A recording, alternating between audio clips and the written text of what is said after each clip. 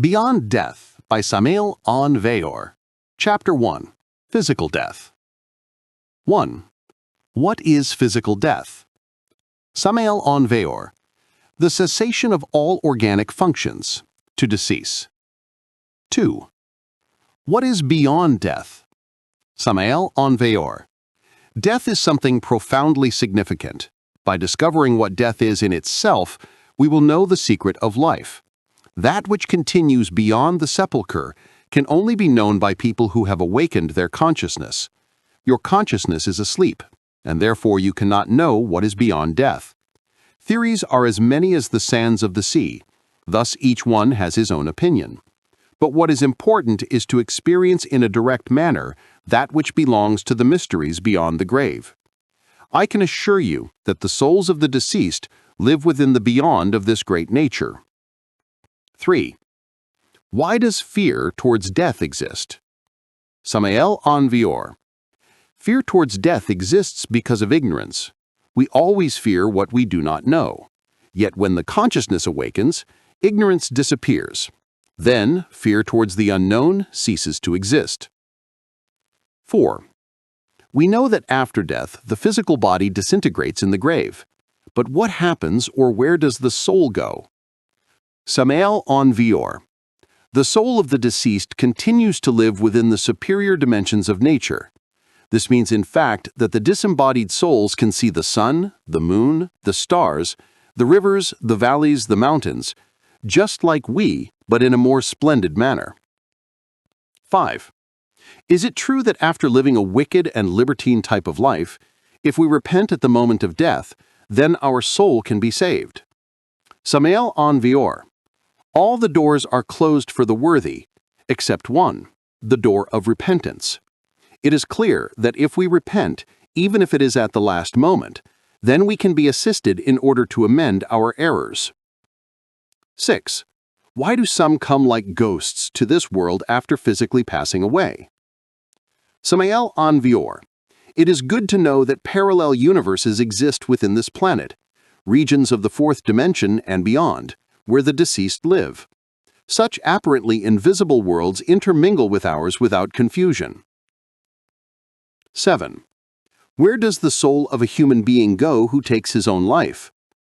Those who commit suicide suffer a great deal after their death, and live here and now, yet in the region of dead. And after a certain period of time, they return into a new maternal womb, and appear again in this valley of tears. Then, when their new body arrives again at the age in which they committed suicide in the past, they die again, but against their will, perhaps at a moment in which they are more captivated by life. 8. Is the spirit the same as the soul? Samael Aun Weor. The spirit is, and the soul is attained. They are therefore different. 9. Do animals and plants have soul? Samael Aun Weor. Yes, they do. The souls of plants are known in all universal legends, with the names of fairies, etc. The souls of animals are innocent creatures. Let us be aware that if we take the last letter, the L, from the word animal, then we have the word anima, soul. 10. Does a superior judgment exist after death? And if it does, who executes it? After death, we review the life that we just finished. We relive it in a retrospective manner, by means of the intelligence and the heart. After such a retrospection has concluded, we then must appear before the courts of God. The angels of the law are called amongst the Eastern people the lords of karma. They judge us according to our deeds. The outcome of such a judgment could be that we may return again into a new maternal womb, and thus to appear again in this physical world, or we may enter into a kind of vacation within the worlds of the light and happiness, or finally, regrettably, we could be obliged to enter into the interior of the earth within its infra-dimensions, with all of its pains and displeasures. 11. When a baby dies at the moment of his birth, where does his soul go? It is written that the souls of babies enter into limbo, the region of dead. Thereafter they leave limbo in order to enter into a new maternal womb and thus to appear again in this world. 12. What is the cause for a baby to die at the moment of his birth? Samael Aun Weor. It is because of the law of destiny. The parents needed to suffer such a hard lesson, since in their former lives they were cruel to their children. Thus, through this suffering, they improve. They learn about love. 13. Are the funeral masses that are performed after people's death an aid to the soul? Samael Aun Weor. Any ritual is an aid to the souls of the deceased. It is clear that the prayers from the sorrowful ones give consolation to the souls of the deceased. Chapter 2. Beyond the Tomb. 1. Why is it that at the moment of death, some cry, others sing, and others smile? Samael Aun Weor. The answer to this question is divided in 3 parts. First, it is written that one is born crying and dies crying. Second, there are cases in which the agonizing one sings when remembering happy moments of the past. Third, some smile, although this is not very common, possibly remembering likable scenes of their existence. 2. Who commands the soul to leave the body so that it can be buried? Samael Aun Weor. An angel of death arrives at the bed of the dying one at the moment in which he exhales his last breath. There are legions of angels of death. So any of these funeral angels cuts the silver cord or thread of life that connects the soul to the physical body. The dying ones usually see these angels adopting a spectral appearance. The scythe with which these deities are represented is certainly real. Such an instrument of work serves exactly so that such deities can cut the thread of existence. 3. What do the souls of the deceased eat, and how do they pay for what they consume? Samael Aun Weor.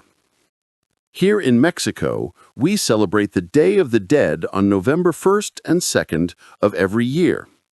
On such a day, people visit the pantheon, place lit candles at the tombs, and place on plates, pots, glasses, etc., the foods and drinks that pleased the deceased ones when they were alive. It is customary for many of those people to later eat the meals left at the tombs.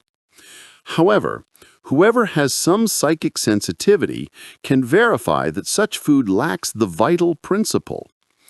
The simple people think, and they are right about it, that their dear deceased ones feed themselves with those meals. Indeed, there is no doubt that the deceased ones eat, not the physical part of that food, but, we would say, the ethereal aspect of that food. Such a subtle aspect is unknown to physical sight, but perceivable to clairvoyance. So let us not forget that ethereal food exists within any physical food, and that this is easily assimilable for the deceased ones. The deceased ones can also visit a restaurant in the physical world. They salute those who are physically alive, whose subconsciousness will answer that salutation. Thus, the deceased ones request food, and it is obvious that the internal ego of the owner of the restaurant will unconsciously bring to the table mental forms of plates and foods similar to the ones that are physically consumed in his restaurant. Thus, the deceased ones, seated in the dining area, will eat of those subtle meals, made with essence of the mental world.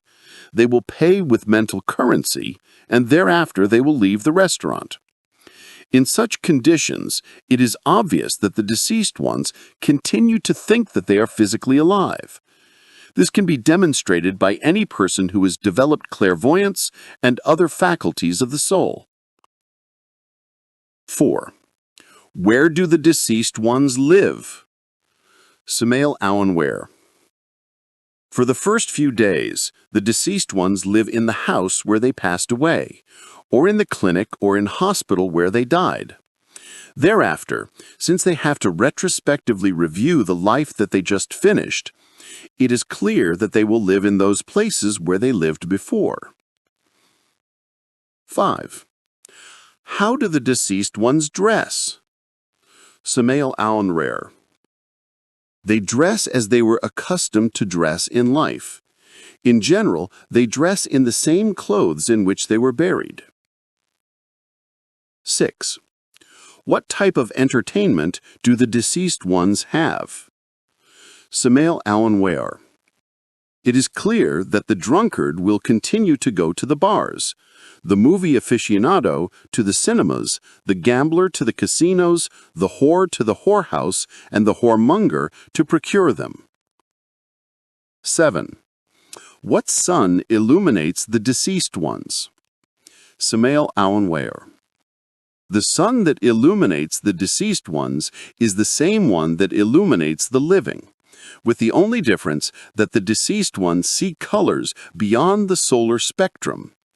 The dead see colors that are not perceived by the physical retina of mortal people. 8. Do the deceased ones bathe, and if they do, with what water? Samael Aun Weor. It is obvious that they bathe with the same waters that bathe the living ones, only that they use the water of the fourth dimension. 9. Why do some people die more rapidly than others? Samael Aun Weor. It is because there are people who stick too much to the physical world, and is clear that they do not want to go away from it. Thus they delay, agonizing for hours and hours. 10. What hope do the deceased ones have? Samael Aun Weor. This topic about hope varies greatly. It depends on the psychological quality of the dead, namely the greatest hope of an avaricious one, even after dead, since his consciousness is asleep, is to obtain more wealth. The greatest hope of a womanizer will then be to obtain women who will adore him, that will desire him, that will idolize him. The greatest hope of a deeply religious man will be to enter the indescribable regions of the light, etc.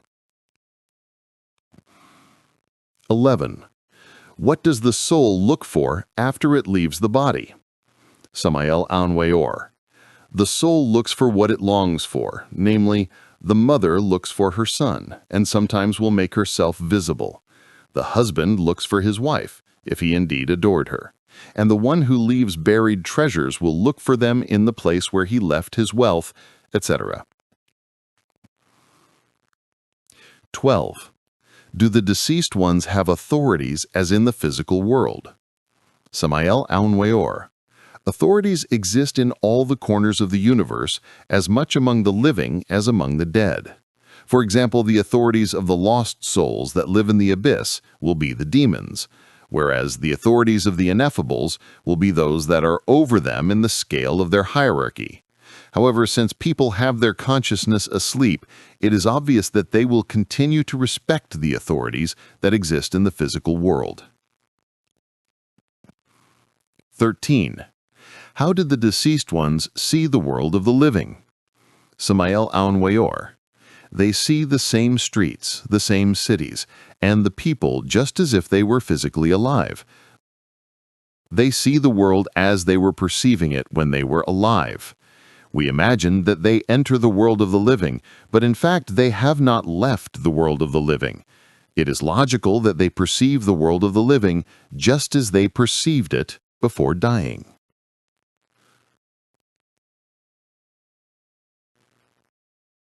14. Why did the deceased ones not realize that they are dead? Samael Aun Weor. The deceased ones continue to think that they are alive because they have their consciousness asleep. Thus, since they see all things absolutely the same as when they were physically alive, it is clear that they do not suspect that they have died. Therefore, it is very difficult to make them understand that they no longer belong to the world of the living. 15. To what do the deceased ones devote themselves? Samael Aun Weor. The souls of people who have died, since they do not suspect that they have died, keep themselves occupied in the same ways as when they were physically alive. 16. Can a deceased one transport himself to where he wants as when he was alive? Samael Aun Weor. The deceased have total freedom to move in all the extensions of space and to visit all places. The deceased ones have complete freedom of movement. In one place to another, they can visit places when they want, but they cannot take nothing with them. They cannot take anything into the astral world. They can go places, but they cannot do nothing. They are nothing but spectators.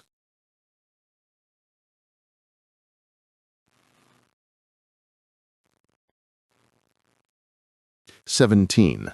With what light do the deceased ones illuminate themselves? Samael Aun Weor. The deceased illuminate themselves with the astral light. Such light is a fire detached from the nimbus of the sun and fixed to the earth by the force of gravity and the weight of the atmosphere.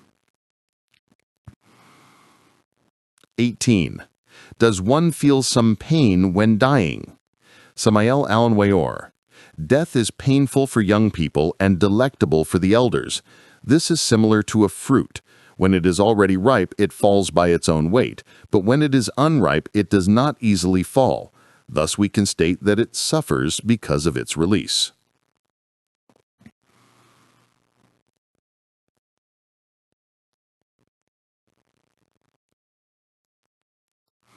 "19. When already dead, can the dead one recognize their corpse in the coffin? Samael Aun Weor. They can see it, but they do not recognize it because they have their consciousness asleep. Thus, since they see all things absolutely the same as when they were physically alive, it is clear that they never think that such a corpse is their own physical body, and think that it is the body of another person. 20. If the person realizes that he died, could he re-enter the body before it is buried? Samael Aun Weor. After the thread of life has been cut, it is no longer possible to re-enter the body. In this case, when the person is conscious that he indeed died, he would either be terribly scared or would be glad. Everything depends on the moral condition of the deceased.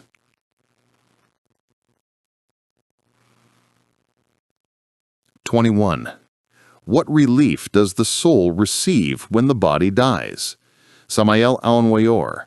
The relief of the deceased is the prayer of those who mourn for them. It is essential to pray for the dead. 22. Does one have his hour, day, and minute fixed for his death? Samael Aun Weor. Every person who comes to this world receives a capital of vital values. Death occurs when such capital is exhausted. It is good for us to clarify that we can save those values and therefore extend our life. Those who do not know how to save their vital values die very soon. 23. Can the deceased ones take the living to the world of the dead? Samael Aun Weor, we Gnostics learn how to willingly leave the physical body, thus we can visit the world of the dead. Also, on some occasions, the deceased can take the souls of their friends. Specifically, this happens during dreams, but they must return to the physical world when waking from their normal sleep. This means that the visit to the world of the dead is done during the sleep of the body. 24. Are there airplanes, cars, and trains in the world of the deceased as in the physical world? Indeed, all the inventions that exist in the physical world come from the region of dead. In their depth, such devices are mental forms that the deceased can see, hear, touch, and feel. Chapter 3. The Law of Return. 1. What is understood by return? Common and ordinary people understand by return the return to a new womb. This means that we as souls can reincorporate ourselves within a new human organism. It is not irrelevant to state that when we return, we are born and continue to exist in the same manner, in the same way lived by us in our present existence. 2. Why is it that we do not remember anything of our previous lives? People do not remember their previous lives because their consciousness is asleep. It is clear that if their consciousness were awakened, then they would remember their previous lives. 3. Who returns? The souls who still have the possibility of salvation can return to a new womb in order to reattire themselves again with a new physical body. However, when the case is lost, when we have become definitively evil, when already any punishment has no purpose for us, then it is clear that we no longer return. We do not return into a new body anymore, and instead we enter into the infernal worlds where only weeping and gnashing of teeth are heard. 4. How can we verify that we return to this world anew? For some people, the return to this world after death is another theory. For others, a dogma, a cause for laughter, a superstition, or a belief. But for those who remember our past lives, return is a fact. This means that only by remembering our past existences will we be able to demonstrate the crude reality of the reincorporation or return to this valley of tears. However, we repeat, to remember our last lives is only possible by the awakening of the consciousness. 5. Why do we come to this world again? We come to this world with the purpose of becoming perfect, because unfortunately we are sinners, and we need to end with our errors. 6. What returns to the world of human beings? The soul of the deceased returns to this world. 7. Do animals and plants also return to this world? The souls of plants, animals, and stones are the elementals of nature. They also return to this world in continuous manner. For example, if a plant dries up and dies, then the elemental of such a plant is reborn again in a new plant. If an animal dies, the elemental of that creature returns in a new animal organism again, etc. 8. Does predestination exist? Each soul is the creator of its own destiny. If one performs good deeds, then one receives good luck. However, if one performs evil deeds, then one is reborn in this world in order to suffer and to pay everything. Now we can understand why some are born on mattresses filled with white goose feathers and others in disgrace. 9. I would like to remember my past lives, but since I have my consciousness asleep, how can I awaken it? Follow the path of the sanctity. That is the way for the awakening of the consciousness. Terminate with all of your errors, repent of all of your evil deeds, become pure in thought, word, and action. I guarantee you that your consciousness will totally awaken when you have reached true sanctity. 10. Why do many of us not believe that we had previous lives? Some people do not believe that they had previous lives because they do not remember them, and indeed they do not remember them because their consciousness is totally asleep. 11. Sir, do you remember your previous lives? Is it verifiable to you that reincorporation exists? Samael Aun Weor. It is clear that if I did not remember my previous lives, I would not dare to defend the doctrine of return with so much passion. Fortunately, I remember with entire exactitude all the lives that I have had on the planet Earth. 12. How many times can one return? Samael Aun Weor. It is written with golden letters in the Book of Life that one returns to this world 108 times. 13. Why do some souls return as men and others as women? Samael Aun Weor. Everything depends on the events of life. Sometimes we must return in feminine body, and others in masculine. This is according to the events of our previous lives. 14. Why do some say that if one treats animals badly, one can return as a horse, dog, or cat, etc.? Samael Aun Weor. The lost souls enter the infernal worlds. There, as it is stated in the sacred scriptures, they suffer the second death. It is after such a death that the condemned souls become free of any sin. Then they can return to this world. However, they return according to the law of evolution. Namely, they evolve, returning as mineral elementals. Thereafter, they ascend to the plant state. Then later, the souls reincorporate within animal organisms, and finally, reconquer the human state that once they lost. When arriving at these heights, 108 lives are assigned to them again, so that they can become perfect. Nevertheless, if they fail again, then the same process is repeated anew. 15. How is it that when one visits certain places, one has the sensation of knowing the place so well that one can even give details and signs of the same place? Samael Aun Weor. That phenomenon happens because in previous lives we were in that place. 16. How many opportunities does one have in order to return as a human being? How many as an animal? How many as a plant? And how many as a mineral? Samael Aun Weor. The return in human organisms is already properly calculated as 108 times, but the return in plant or animal organisms, or simply as mineral elementals, does not have an exact number. 17. Is it possible to pass from the plant kingdom to the human kingdom, or from the animal to the mineral? Samael Aun Weor. From the plant kingdom, one passes into the human kingdom, but through the animal kingdom. This means that we cannot skip a step, because nature makes no leaps. If animal elementals degenerate, then they devolve. They go back down to the mineral state, but first by passing, naturally, through the plant state. 18. In what dimension are the elementals from plants and minerals? Samael Aun Weor. The elemental creatures of nature live in the fourth dimension.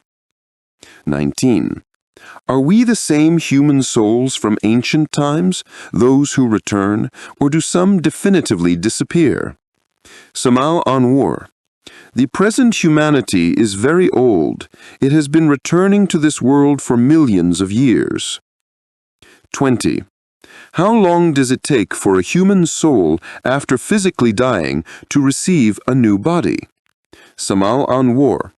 It depends upon the destiny of each one. Some are reborn again immediately, and others delay a long time to return. 21. As to students who have begun to awaken their consciousness, when they die, can they be aware of the return process? Samael Aun Weor. Whosoever awakens the consciousness does not need to wait for the moment of death to remember their previous lives. They can remember them in life, here and now. 22. Does Gnosis consider unfair the fact that millions of human beings live in the most complete ignorance about their evolution, return, the inner realization of their being, and the awakening of their consciousness? Samael Aun Weor. We Gnostics consider unfair the fact that there are not enough instructors, or better said, a great quantity of missionaries to deliver the Gnostic teachings everywhere. Nevertheless, we are not guilty of this, since this humanity is only interested in amusing themselves, obtaining money, giving themselves to pleasures, etc. If people were more comprehensive, they would be more concerned with these studies and would spread them. 23. What is the second death, and what does it have to do with return? Samael Aun Weor. The second death is the termination of our animal passions in the infernal worlds. This means that through its fulfillment, the condemned, the lost, arrive at the original purity, and when this happens, they leave the infernal abysses, which exist within the interior of the earth. Then, as we already stated, such souls evolve again from stoon to man. 24. When will it be possible for humanity to understand the why of return? Humanity will only be able to understand the why of returning when they attain the awakening of their consciousness. 25. Why is it that people are born, die, and return again just to repeat the same song? Samael Aun Weor. Certainly, people, as you stated, are born and die, and return again in order to repeat the same song because we are submitted to the law of recurrence. In each life, we return in order to repeat everything which we did in the previous life, but we suffer the consequences of the good and bad things we did in the last life. This is a vicious circle, a repetition of dramas, scenes, loves, encounters with the same people, etc. 26. What should we do in order to cease so many repetitions? Samael Aun Weor. Only by means of sanctification is it possible for us to get rid of the law of recurrence. 27. Who send us to take a physical body again? Samael Aun Weor. The angels of destiny send us to this world. They have written down in their books our good and bad actions. 28. If after the death of the physical body, the soul goes to heaven, as it is stated by many religions, why does it not stay there? Samael Aun Weor. Heaven is a reward and a recompense for our good actions. However, when the recompense is exhausted, it is then clear that we must return to this world. 29. Is it true that hell exists? Samael Aun Weor. That hell with flames, that pit with ignited coals and devils with forks, is a symbol that corresponds to a tremendous reality. In other worlds, the infernal worlds, the inferior worlds, are regions of bitterness within the interior of the planet Earth. The lost souls live in those infradimensional abysses. 30. If some souls go to hell, what can we do in order to avoid falling into those flames? Samael Aun Weor. To teach the Gnostic doctrine to all souls is our duty, since it would be unjust, as we already stated in a previous answer, to not preach these teachings in all the regions of the world. 31. Is it true that the souls fall into that pit full of flames and yet are not burned? Samael Aun Weor. Within the interior of the earth exists fire and water. The failed souls become identified with these elements of nature and suffer. However, the fire cannot burn them, nor the water drown them, because the souls are incorporeal, subtle. When seeing this subject matter about the flames from another angle, I want to tell you that such flames symbolize our animal passions. 32. Who saw those flames and became aware that the souls were there? Samael Aun Weor. Any intelligent person knows that liquid fire exists within the interior of the earth, since volcanoes show it. So it is not necessary to be wise to see those flames. Anyone can see those flames in volcanoes' craters mixed with lava and flammable gases. 33. What is the purgatorial region? Samael Aun Weor. Religions address us about purgatory, about the purgatorial region. In fact, there exist inferior and submerged molecular zones located beyond the fourth dimension. In such zones, many souls that aspire to the light are purified by eliminating their sins. 34. Is it true that by believing in God, one can escape hell? Samael Aun Weor. Many people believe in God, and yet they do not escape hell. If you want to escape from falling into the region of the darkness, then you need to sanctify yourself. 35. Is it true that by learning by memory the chapters of the Bible, one can be free of hell? Samael Aun Weor. Many people who know the Bible, by memory, with periods and commas, abide in hell. 36. Could somebody be saved just by believing what is written in the Bible? Samael Aun Weor. Faith without works is dead faith. We need living faith, and this is based on good works. It is urgent to live in accordance with the teachings of our Lord Jesus Christ. 37. Is returning an obligation? Samael Aun Weor. As long as we do not attain perfection, the angels of destiny will send us to this world. 38. Is returning favorable in order to pay for our bad deeds? Samael Aun Weor. All the sufferings that we have in this world are due to the bad actions from our previous lives. 39. Do we always return in the same family? Samael Aun Weor. The eye continues in its own seed. This means that we continue in our descendants. In other words, we return to the same family. 40. What is the difference between return and reincarnation? Samael Aun Weor. The egos return incessantly to repeat dramas, scenes, events, here and now. The ego returns to pay karma and to satisfy its desires. The word reincarnation is very demanding. Nobody could reincarnate without first eliminating the ego.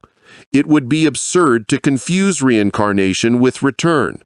The humanoids return with their consciousness asleep, whereas masters like Jesus, Buddha, Krishna, etc. reincarnate by will. Chapter 4. The Law of Karma. What answer can be given to the profane ones who, when speaking to them about the law of return, allege that they cannot believe in it since nobody has gone and returned in order to narrate what they have seen? Days come and go. The suns return to their point of departure after thousands of years. The years return time and time again. The 4 stations of spring, summer, autumn, and winter always return. So there is no need to believe in the law of return, since it is so evident, given that everybody is seeing it every day. Thus also the souls return, come again to this world, since return is a law that exists in all creation. How can we demonstrate the existence of the law of return? By awakening the consciousness, we all can demonstrate the law of the eternal return. We Gnostics have systems, methods, in order to awaken the consciousness. Thus, the person who is awakened can remember their past lives. Therefore, to those who remember their past lives, the law of the eternal return is a fact. Why there are some people who are well educated, who work, and who fight a lot in order to achieve status, yet they do not achieve it. Yet others with less preparation and without efforts achieve the wished success. Everything depends on the law of karma. This word, karma, means action and consequence. If in past lives we have done much good, then in the present life we triumph with happiness. But if in recent lives we have done much bad, then we fail in our present life. Why are there some families who, no matter how hard they try, do not manage to have friends anywhere? Yet for others it is so easy to have friends wherever they go. In previous lives, we have had many friends in enemies. When returning or coming back to this world, we again encounter those friends and those enemies. Then everything is repeated as it happened in the past. Nevertheless, there are also some difficult people that do not like to have friends. Misanthropists, we would call them. These are people who hide themselves, who move away, who separate themselves from society, solitary by nature and by instinct. When these people return to this world, they usually find themselves alone. Nobody gets along with them. However, there are other people who in past lives knew how to fulfill their duties with society, with the world, and they even worked on behalf of their fellow men. Thus, it is logical that when they return to this world, they are surrounded by those souls that in ancient times or past lives formed their social circle, and therefore they enjoy, as is natural, much affection.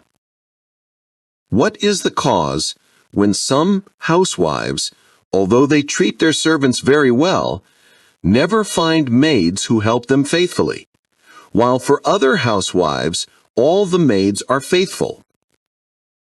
Those housewives who do not find faithful and sincere maids were in previous lives tyrannical and cruel with their servants.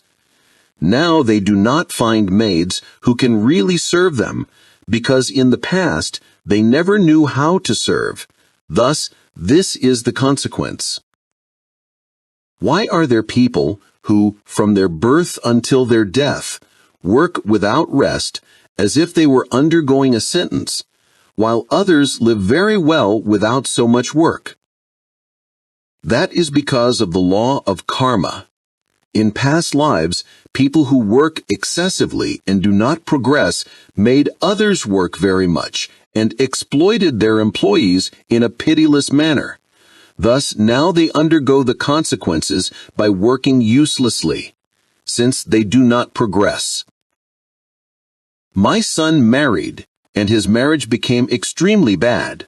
All the businesses where he worked went bankrupt. He asked for a loan from the bank in order to open a small business, and he failed completely. Everything that he undertook failed. He had to divorce his wife because of the many misfortunes that they had. After some time, he married again, and that man, for whom only begging for alms remained, now is very well, and his success increases every day. What is the cause of this? There are 3 types of marriage bonds. First, karmic. Second, dharmic. And third, cosmic. The first type consists of pain, misery, hunger, nakedness, disgrace. The second consists of success, happiness, love, economic progress, etc. And the third is only for the chosen souls, pure, holy. The third brings, as it is natural, inexhaustible happiness. Therefore, regarding the case that you ask about, we must tell you that amongst these 3 married states, it belongs to the first order, karmic. There is no doubt that your son and his first wife underwent the unspeakable in order to pay for the bad actions of their previous lives. It is clear that they were also husband and wife in past lives, and that they did much bad. They did not know how to live, therefore the outcome was pain. The new marriage of your son is benign from the economic point of view. We can qualify it as a marriage of good luck, better said, dharmic, the outcome of good deeds from previous lives. The second wife also lived with him in past lives, and since with her he observed better conduct, the outcome is that now luck changed for him, improved his life, and that is all. 8. My son has been sick for 5 years. We have spent a lot of money on doctors, yet they have not found the exact cause of his sickness. Some say that perhaps it is because of a nervous shock, since he was quite an intelligent boy in his studies.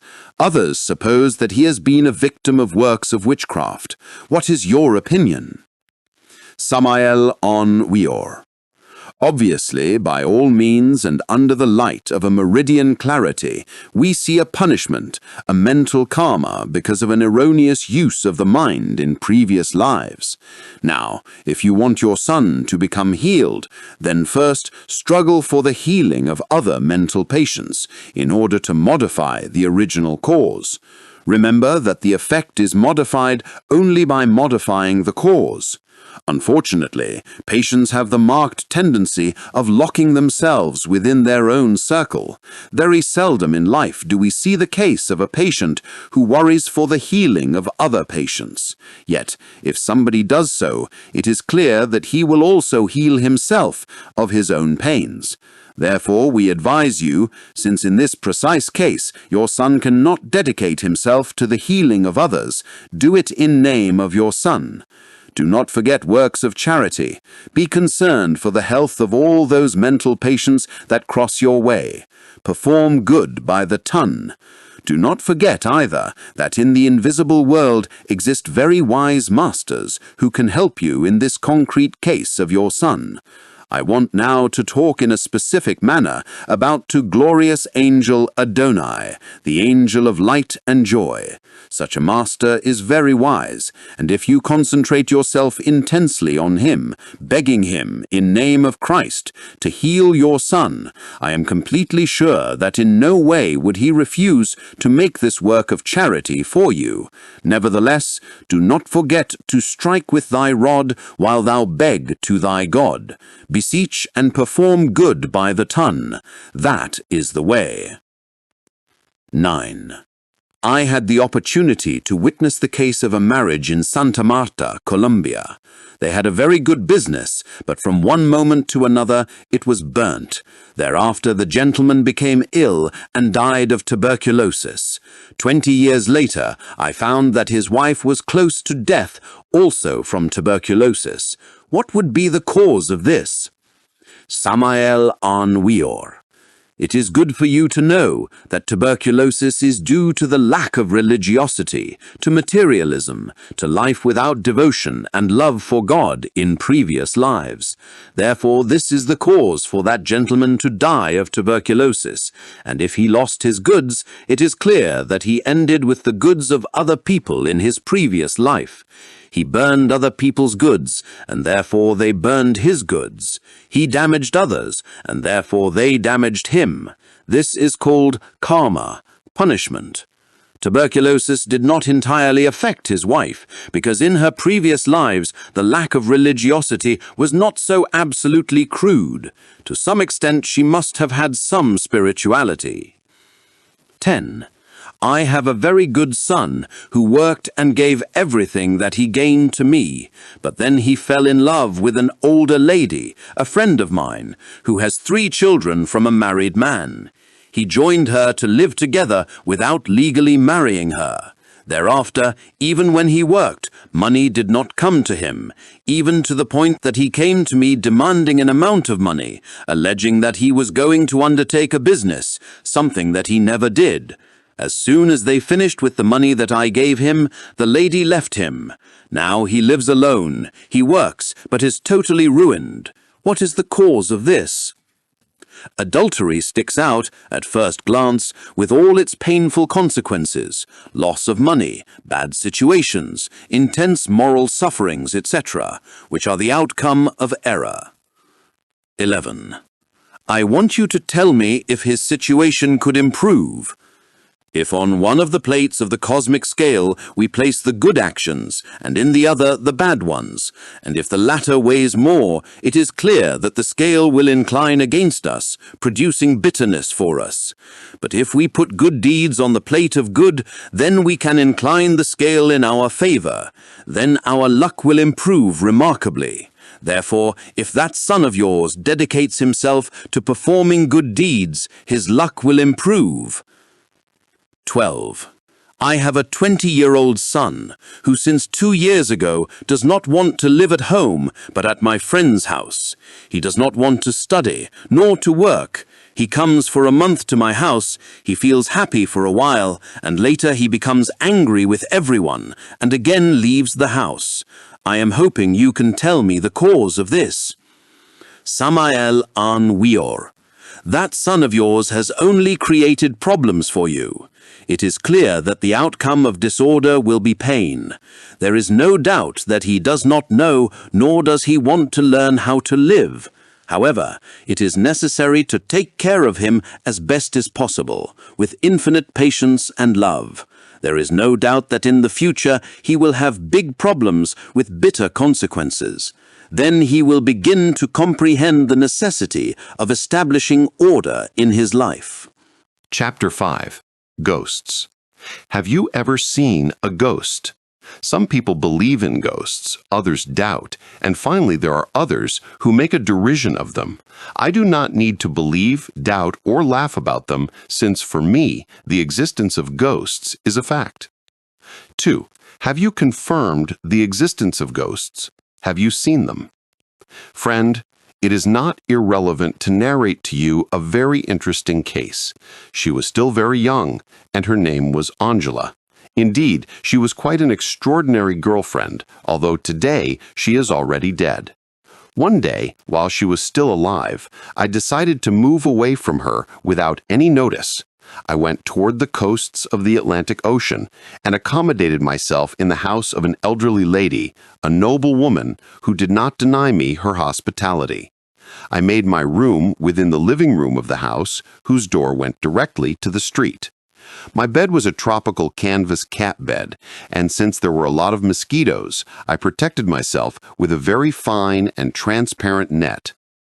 One night, while laying on my bed and dozing, unexpectedly, someone knocked rhythmically 3 times at my door. At the moment in which I sat up in order to rise and go towards the door, I felt a pair of hands penetrate through my fine and transparent net. Ominously, the hands approached me and caressed my face. However, this ominous experience did not finish there, since in addition to those hands, a human ghost appeared with the semblance of that girlfriend, who frankly did not attract me. The distressed phantom wept while telling me the following phrases: "Ungrateful, you moved away without saying farewell to me, how much I loved and adored you with all of my heart," etc., and other things. I wanted to speak, but everything was useless because my tongue was tied. Then, mentally, I ordered to that ghost to withdraw immediately. However, the phantom uttered new moans and new recriminations. Then the phantom said, "Okay, I am going away," and slowly moved away. Then when I saw that the apparition was leaving, a new thought, a special idea, arose within my mind. I said to myself, this is the moment to find out what a ghost is, what it is made of, what of it is real. It is obvious that when I started thinking in this way, fear disappeared from me, and my tongue was loosened. Then I could speak. Thus, I command the ghost, "Do not go away. Come back. I need to talk to you." The ghost then answered, "Okay, I am coming. I will not leave then." It is not irrelevant to state that such words were associated with actions, so that ghost came again towards me. What I did first was to examine my own faculties in order to check if they were working correctly. Then I said to myself, I am not drunk, nor am I hypnotized. I am not the victim of any hallucination, since my 5 senses are working correctly. Thus, I have no reason to doubt. So, having verified the proper functioning of my 5 senses, I came then to examine the ghost as follow. "Give me your hand," I said to the apparition. It is obvious that the phantom did not refuse my demands, thus she extended her right hand to me. I held the arm of that extraordinary figure that was in front of me, and I noticed a normal, rhythmic march, as if it had a heart. I auscultated the liver, spleen, etc. Thus, every organ in it functioned correctly. However, the quality of that matter rather seemed like a protoplasm, a gelatinous substance, similar when touching it to vinyl. I performed that examination under the light of a bulb properly lighted. The examination lasted about half an hour. Later, I dismissed the ghost by telling her, "Now you can leave. I am satisfied with the examination." While uttering multiple recriminations, the ghost withdrew, crying bitterly. Moments later, the owner of the house knocked on the door. She thought that I had just disrespected the hospitality of her house. She entered and said to me that she had given hospitality only to me, and that she was surprised that I was bringing women into the room. "My apologies to you, dear lady," was my answer, "but I have not brought any woman here. A ghost has visited me, and that is all." It is clear that I narrated the whole incident to her. The lady was convinced, since she shook terribly when perceiving a frightful cold in the midst of the room, in completely tropical weather, which confirmed to her the veracity of my narration. I wrote down the day, date, and hour of the event, and later on, when I encountered that girlfriend, I narrated my experience to her. She told me that on that night and at that hour mentioned by me, she was sleeping and dreaming that she was in a coastal place talking to me within a room similar to a living room. I said to myself, it is obvious that this woman went to sleep thinking of me, and this is why her ghost visited me. The peculiar aspect of this is that several months later that woman died, and one night when I was resting in my bed, the phenomenon was repeated, but this time the ghost, full of tenderness and affection, intended to lie down next to me. Since this matter was becoming quite horrifying, I had no alternative but to command the phantom in a very severe manner to leave me forever and not to bother me in life. So the ghost did it as commanded, and it never returned again. 3. Your narration was very intriguing, sir. Would you please narrate another similar case to us? With pleasure, my friend. On a certain occasion, a poor young woman arrived at the city. She was in a terrible economic situation. She was an honest girl and asked to work for me. Thus, I did not have any inconvenience in employing her as a maid in my house. She turned out to be a very diligent worker. Unfortunately, a few days after she started working in my house, a series of extraordinary psychic phenomena happened that not only disturbed my relatives, but also the people of my neighborhood. Before her presence, the dishware rose in the air and crashed against the floor into fragments. Likewise, the tables, the chairs were dancing by themselves, and stones were falling within our home. It was not very pleasant for us that at the precise moments of eating at the table, stones, dirt, etc. were falling into our food. This young girl had on her right hand a mysterious ring with an inscription that said exactly the following: "A remembrance of your friend Lucible." What is most intriguing is that although this woman was in misfortune, economically speaking, she did not stop receiving coins, which she always spent in order to eat, from her mentioned friend.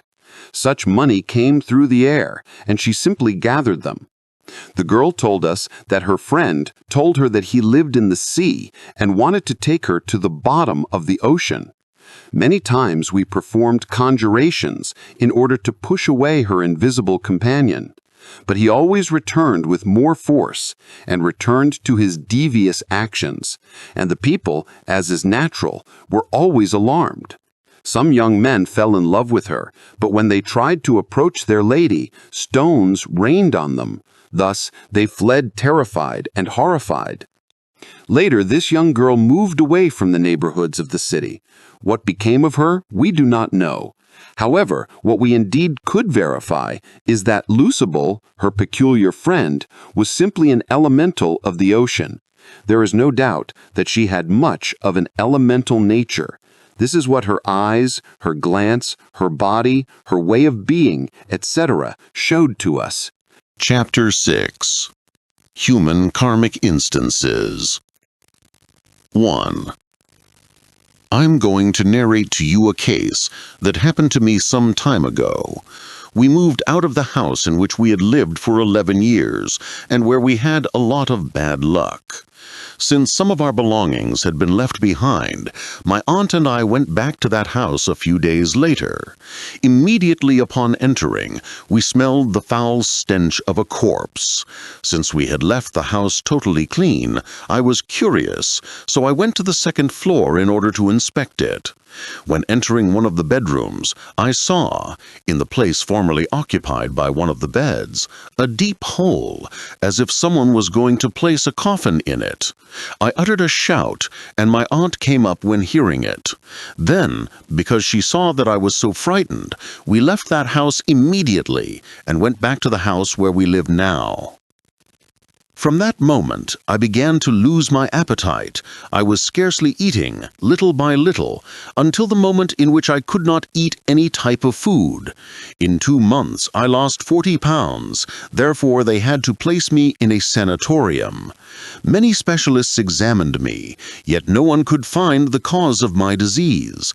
I was dying and suffering a pain in my stomach, which did not stop not even for a minute. Medicines, meals, I could not ingest anything. Everything had to be injected. After 8 days as a patient in the sanatorium, I entered into a comatose state. The physicians exhausted all efforts trying healing me, and their diagnosis was cancer, since indeed my body was exhaling the scent of a cancerous body. They wanted to perform surgery on me, but my relatives did not allow it. I always saw next to me a doctor with a long white robe. He was unknown to me and my relatives because he was not assisting me in this physical world. That doctor, who was invisible to all except to me, comforted me and promised to heal me. Certainly his word was fulfilled, and I was miraculously cured. So when the surgeons finally operated upon me in order to discover the cause causarum of my disease, with astonishment they discovered that I was totally healed. The supposed cancer did not exist. Could you tell me what happened? What was the cause of my disease? This has always been an enigma for me. Samael Aun Weor. With great pleasure I will answer your question. Allow me to tell you, dear young lady, that in your past existence, which you indeed had here in the capital city of Mexico, you committed an act of black magic against another person that produced his death. Thus, your mysterious disease was the outcome of that. If you were healed, if you did not die, it is because in your present life you have done good actions which allowed diminishing your karma. You were indeed attended by an invisible actor, therefore you must be immensely thankful for it. 2. We were 3 siblings from the first marriage of my father, whose relatives took my older brother away from my mother when he became 1 year old. Then, when I was 5 years old, my mother gave me to my father, who lived with his mother and my older brother. During all my childhood, I never received affection from any of them because of the hatred that my grandmother always had against me, so they did not care about me in order not to upset her. I never knew if my mother was alive until I was 15 years old. My mother was the only one who gave me affection until her death 10 years ago. I would like to know why I have not been able to find happiness and the love of a man, and what was the cause of the great hatred on the part of my grandmother. Samael Aun Weor. Turn around the videotape of your story, and you will have the answer, since it is obvious that all of those events of your life are a repetition of your previous existence, where you, instead of being the prey, were the predator. Those who have today provided you with so much pain were your victims in the past, and that is all. Remember that the law of karma is the faithful balance of all our actions. There can be no effect without a cause, nor cause without an effect. Therefore, you have collected the consequences of your own acts. If you were to remember your previous life or your previous lives, then you could verify the reality of my words. 3. Could you explain why I cannot find love in my life, in spite of longing for it so much? Based on the law of action and consequence, we always harvest what we sow. Thus, by logical consequence, we can see that since you sowed storms, you harvested lightning. 4. Would you narrate to us some concrete case of a disease, the cause of which is based in bad actions from previous lives? with greatest pleasure. In my last reincarnation, I knew the case of a bandit who was shot. His execution happened on a road. This bandit was called by the nickname Golondrino. He fell into the hands of justice, was tied to a tree, and received the death sentence. Much later, that man was reborn into a feminine body. So one day, her relatives asked me for help. This young and very distinguished lady, within which the soul of the wanderer had reincorporated, was foaming at the mouth, and her body was writhing horribly, while shouting full of terror the following phrases. "The police are already coming for me. They say that I am a thief, a road bandit. They have tied me to this tree, and they are going to shoot me." The last words were always accompanied by movements of her hands, making effort as if she wanted to untie invisible bows, strange cords. Our investigations revealed to us this concrete case. It was therefore related to a mental repetition of the final episode of the previous life of the soul incarnated in the woman's body. Psychiatrists totally failed. They could not heal her. We had to appeal to certain magical conjurations. Thus, the outcome was astounding, since the patient was radically healed. There is no doubt that we were assisted by the divine power of the Holy Spirit. 5. We lived in a house with the number 13 on the door, and we were 13 in our family. During the 11 years we were in that house, there was nothing but disease and misery. Could you tell us what is the cause of this? Samael Aun Weor. Respectable young lady, I will answer your question with pleasure.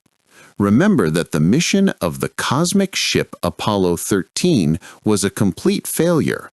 The plan of the United States for the conquest of space had to be postponed since the 3 astronauts of the crew were on the verge of perishing. At these moments, the memory of one New Year's Eve comes to my memory. We 13 people were reunited around a table. In the midst of that banquet, I said to the guests, "One from among us, the 13 people that are here reunited, will soon die." Such a prophecy was fulfilled some months later, when one of those guests passed away. Do not become surprised then by the fatidic 13. Such number is death, fatality, tragedy, pain. Nevertheless, the 13 also brings new situations, since death and life are found intimately related. It is clear that you were paying a frightful karma. That is all. 6. Could you tell me why I have always failed with love? When I am on the verge of reaching happiness, it flies away from my hand. Even when they always say that they love me, they run away from me to marry another woman. Samael Aun Weor. Respectable lady, with great pleasure I will answer your question. It is clear that your problem could not in any way be properly understood if we ignored the law of the eternal return. Listen, all events are an incessant repetition of the events of different past lives. Every human being has contracted diverse marriages in past lives, or has settled down into sexual relations with other people, etc.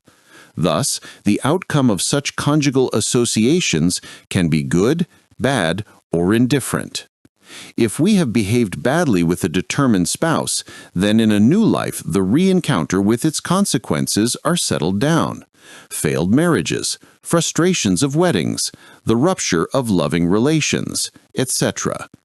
What is the most serious of all this is the legal separation forced by such and such reason, and mainly when there is love. Chapter 7. Intriguing Narrations. One night in April 1968, while I was profoundly asleep, I heard shouts and noises as if from people breaking glass and fighting in the street. Fearing that eventually they could break the glass of my car, which was parked in the street, I got up, took my slippers and pants, and went through the corridor. I crossed the room and, raising the curtain, looked through the window and discovered with surprise that there were no people there, no noises. Instead, there was peace and tranquility. The street was totally illuminated and my car in a perfect state. Thinking that everything was just the outcome of an illusion or nightmare, I walked back again through the corridor to the door of my bedroom. Thus, when I opened the door and walked a few steps, I was astounded when seeing myself profoundly asleep in the bed and next to my wife. I was with my arms out and on the blankets, the left leg totally uncovered, and my face resting on its left side. When seeing this scene, a great terror entered me. Then I felt myself being attracted towards my body as if it was a strong magnet. Then I woke up very frightened, with strong beats of my heart and a cold sweat over all of my body. Can you tell me what actually happened? Samael Aun Weor. This is a concrete case of what is called an astral projection. Your soul became detached from your physical body. It is clear that during common, ordinary, normal sleep, every soul leaves the body and wanders around. It goes to different places. Thereafter, it returns to its physical body at the precise moment of waking up. Indeed, the vigil state starts when the soul again enters its body of bones and flesh. The intriguing aspect of your case is that when you, as soul, went back to your bedroom, you could see your physical body sleeping in the bed. You saw it in the same manner as when you can see a table or a car in order to drive it. Likewise, you, as a soul, entered in the body, woke up, and came to the vigil state. So this is what happened to you. In the year 1958, when I went back to my home after watching a movie in a cinema, I found my family very preoccupied because of the disappearance of an aunt who had gone out to the street, leaving alone in the house her children, 4 from 3 to 6 years old, who were crying from fear and hunger. My relatives had gone to several places to look for her, yet everything had been useless. They were organizing themselves in order to go look and ask for her everywhere. They decided that I must remain in the house. About 3 o'clock in the morning, alarmed, I woke up and saw the room was totally dark. Then, all of a sudden, in the center of the room, an oval-shaped figure began to be illuminated. It came to my bed, arrived at the edge of it, and raised the mosquito net. On the edge of my bed, I felt something like a body sit, which then totally took the figure of my aunt who they were looking for.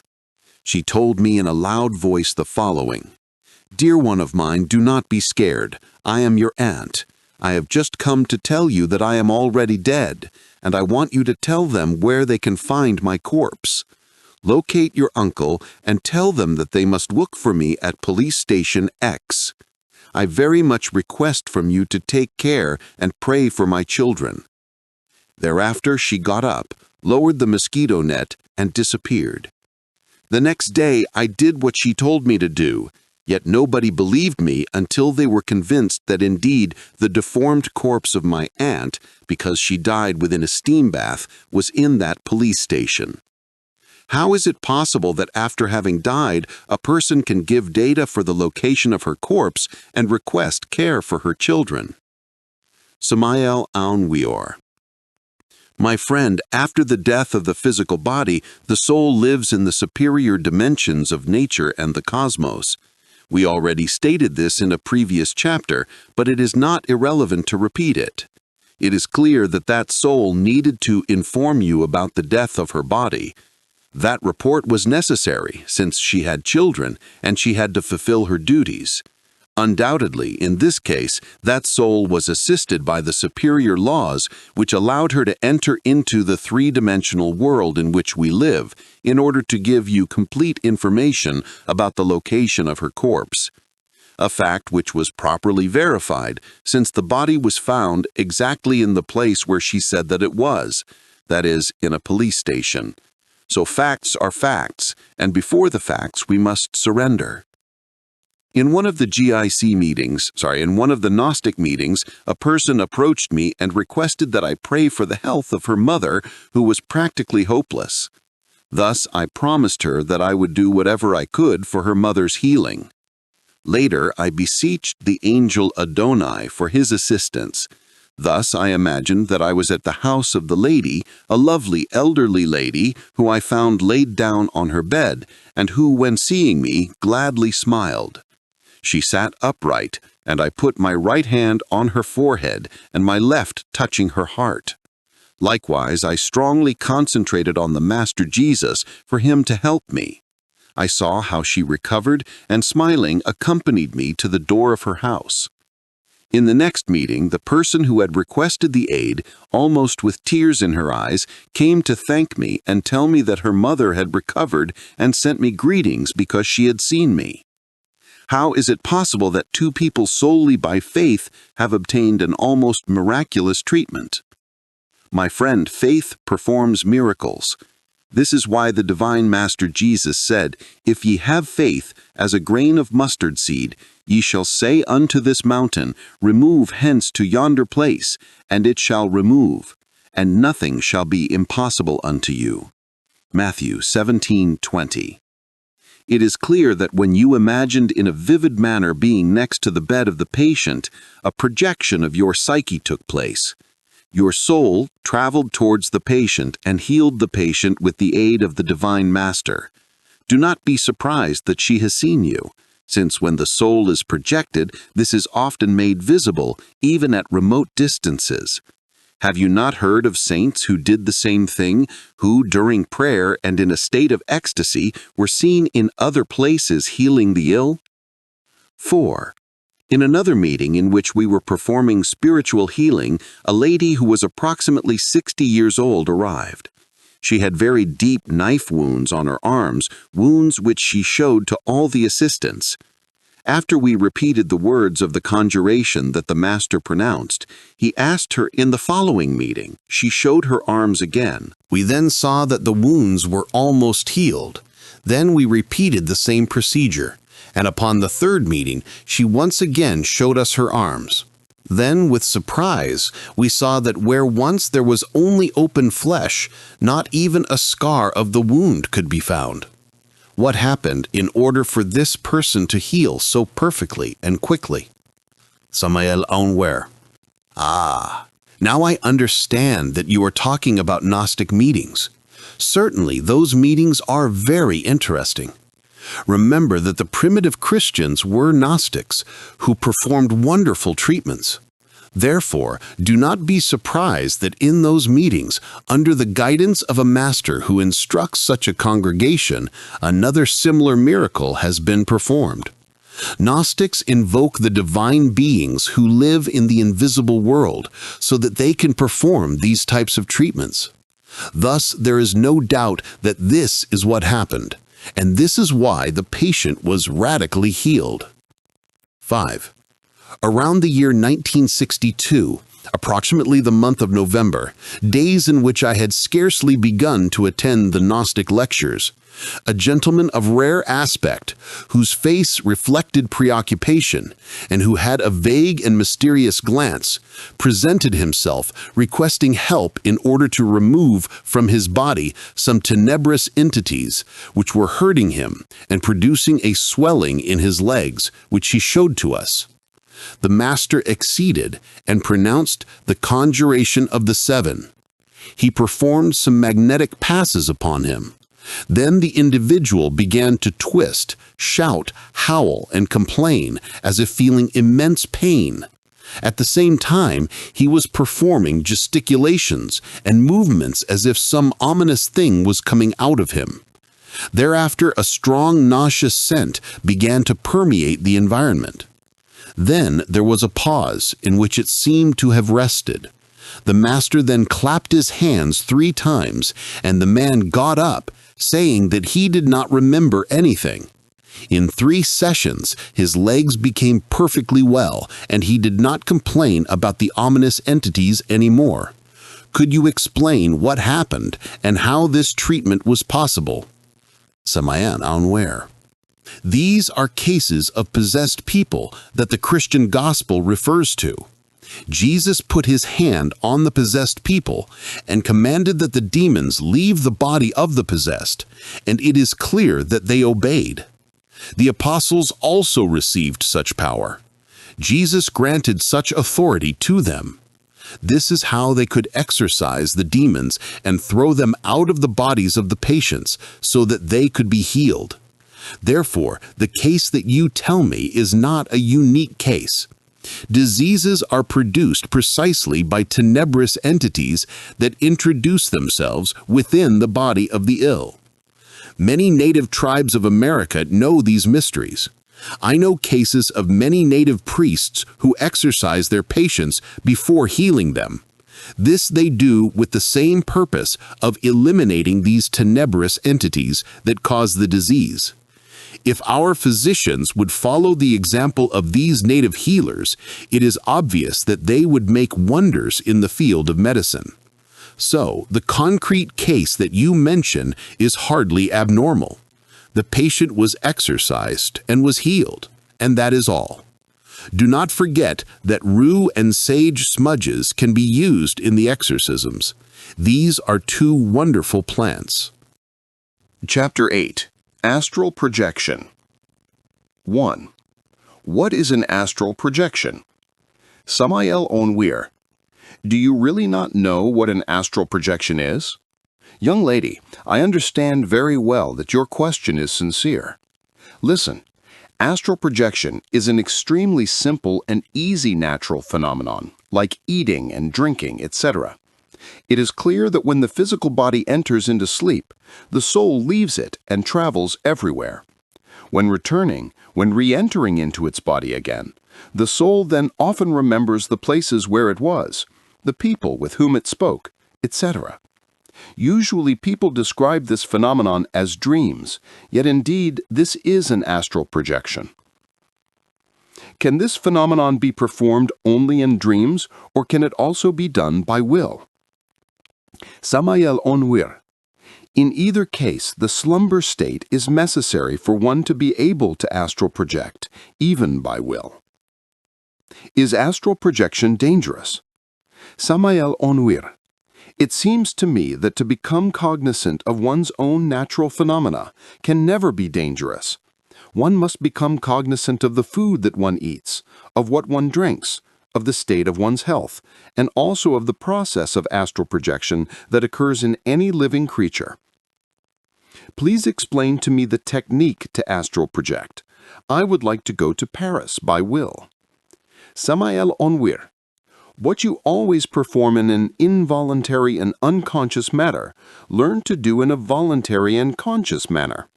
You have always astral projected yourself, since all souls leave the body, unfortunately in an unconscious manner, at the moment when one is dozing. So perform the same thing, but in a voluntary and conscious manner. I repeat, when you began to feel that state of lassitude related to slumber, when you begin to doze, then imagine yourself to be like a subtle and vaporous ghost. Think that you are going to leave your bed. Understand that you are not the body. Understand that you are a soul. Thus feel yourself as being soul, and then with smoothness and delicacy, as the souls rise, get up from your bed. What I am explaining to you must be performed in a concrete manner.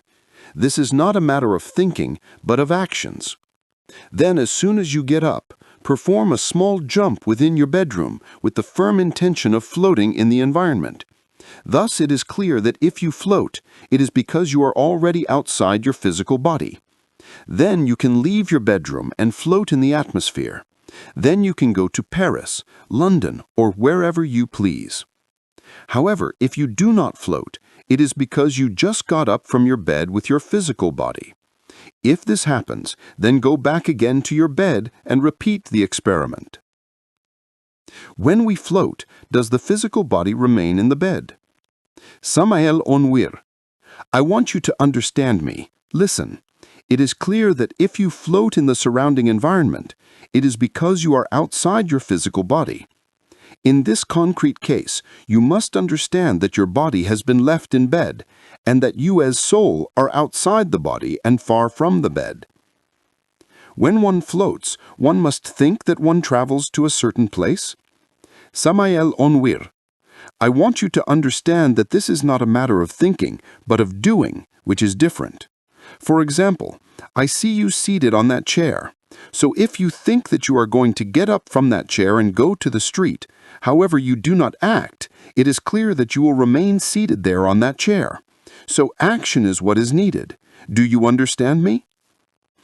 This is what I like about Gnosis. Here, everything that I do not understand is clearly explained to me.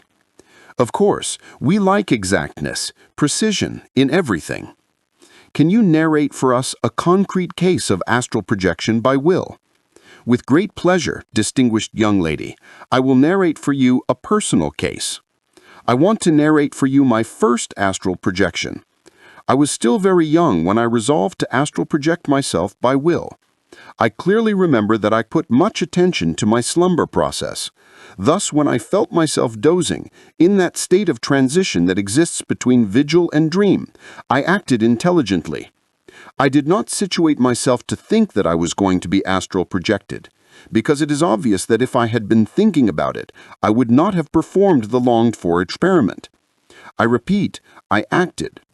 I got up with great smoothness from my own bed, and when doing so, a very natural separation between the soul and the body took place. The soul remained outside, and the body remained sleeping in the bed. I went out of my house in a spontaneous and clear manner, and then walked down a solitary street. I stopped on the next corner of the street. For few moments I reflected about where I should go. Then I resolved to go to Europe. It is obvious that I had to soar over the waters of the Atlantic Ocean. Thus, floating wonderfully in that luminous atmosphere, I was filled with a happiness that is inconceivable for human beings, and finally I arrived at the city of Paris. Thus walking, or better said floating in that luminous atmosphere, I instinctively felt the necessity of entering into a house. I do not regret having entered into that mansion, for within that mansion I encountered an initiate I had known in old reincarnations. He was also outside his body. Certainly I ascertained that his body was sleeping in the bed, and next to him I saw a woman and 2 children who also slept with him. I understood that these were his wife and children. I affectionately greeted my friend and the soul of his wife, who was also outside her body. It is not irrelevant to also state that as the children were also sleeping, their souls were outside their bodies. Those infantile souls began to be scared by my unusual presence. I then understood the necessity to withdraw in order to avoid the return of such frightened souls to their respective bodies. It is unquestionable that if this had happened, the children would have cried in bed, and the weeping would have woken my friend and his wife. Then the dialogue would have been suspended, since the soul of my friend, as well as his wife, would have been forced to penetrate in their respective bodies of bone and flesh. Indeed, I understood all of this in thousandths of a second. Thus, in order to avoid this problem, I proposed that my friend leave the house and go with me around the streets of Paris. My joy was great when he accepted. Thus together we went through the streets of that great city. I even advised him to return to the path, to enter the path of the light. I also proposed that we visit a wonderful temple that exists in Germany. But regrettably, my friend declined the invitation, stating that he could not because he had concentrated his attention on the problems of practical life since he had a spouse and children, etc. I then said farewell to that initiate, and soaring in the atmosphere, I passed over great walls and then soared over a highway by a serpentine way full of curves until I arrived at a wonderful temple. In front of that sanctuary, I saw many souls of different nationalities, people who, during the hours of their sleep, escaped from their dense body in order to arrive there. So all those people united in different groups were conversing amongst themselves. They spoke of the cosmos, of the laws, of reincarnations and karma, the mysteries of life and death, etc. I looked for a friend who was skillful in astral projection, but I did not find him. I then approached the threshold of the temple and saw an exquisite garden with delicious flowers that exhaled an inebriating perfume. At its depth, the silhouette of a splendid temple illuminated by the splendors of the stars stood out. I wanted to enter, but the guardian intervened and told me, "This is the temple of wisdom. Withdraw. It is not time yet." Thus, obeying his orders, I withdrew to a certain distance, without moving too much away from the threshold. Then I examined myself. I observed my spiritual hands and feet, and even had the luxury of comparing them with the hands and feet of my body of bones and flesh that I had left there in Latin America, the sacred land of the Aztecs, sleeping in the bed. It is evident that the outcome of such comparisons originated the instantaneous return into my material physical vehicle that slept deeply, snoring in the bed. Then I, astounded, woke up saying, "I was in the temple of the wisdom. What happiness! What joy!" Even today, I cannot forget the immaculate white light that was shining in that sanctuary. Indeed, such light did not seem to come from any physical lamp, since it projected itself from all parts, and it did not make any type of shade. 9. Is it possible for one to travel to a place without already knowing that place? Samael Aun Weor. I went to such a divine temple, and yet I did not know that place. I could say that a superior telepathic sense, or it is better to state to you that my own spirit guided me there. 10. When one does the astral projection voluntarily, can one remember where one went upon waking? Samael Aun Weor. It is clear that if you don't remember, it is because you did not astral project by will. It seems impossible to me that a person who astral projects voluntarily, who leaves the body consciously, intentionally, will be unable to remember what she saw outside their body. For example, when you leave your house to go to the office and soon return to your house, do you remember what you did in the office, the work that you did and the commands of your boss?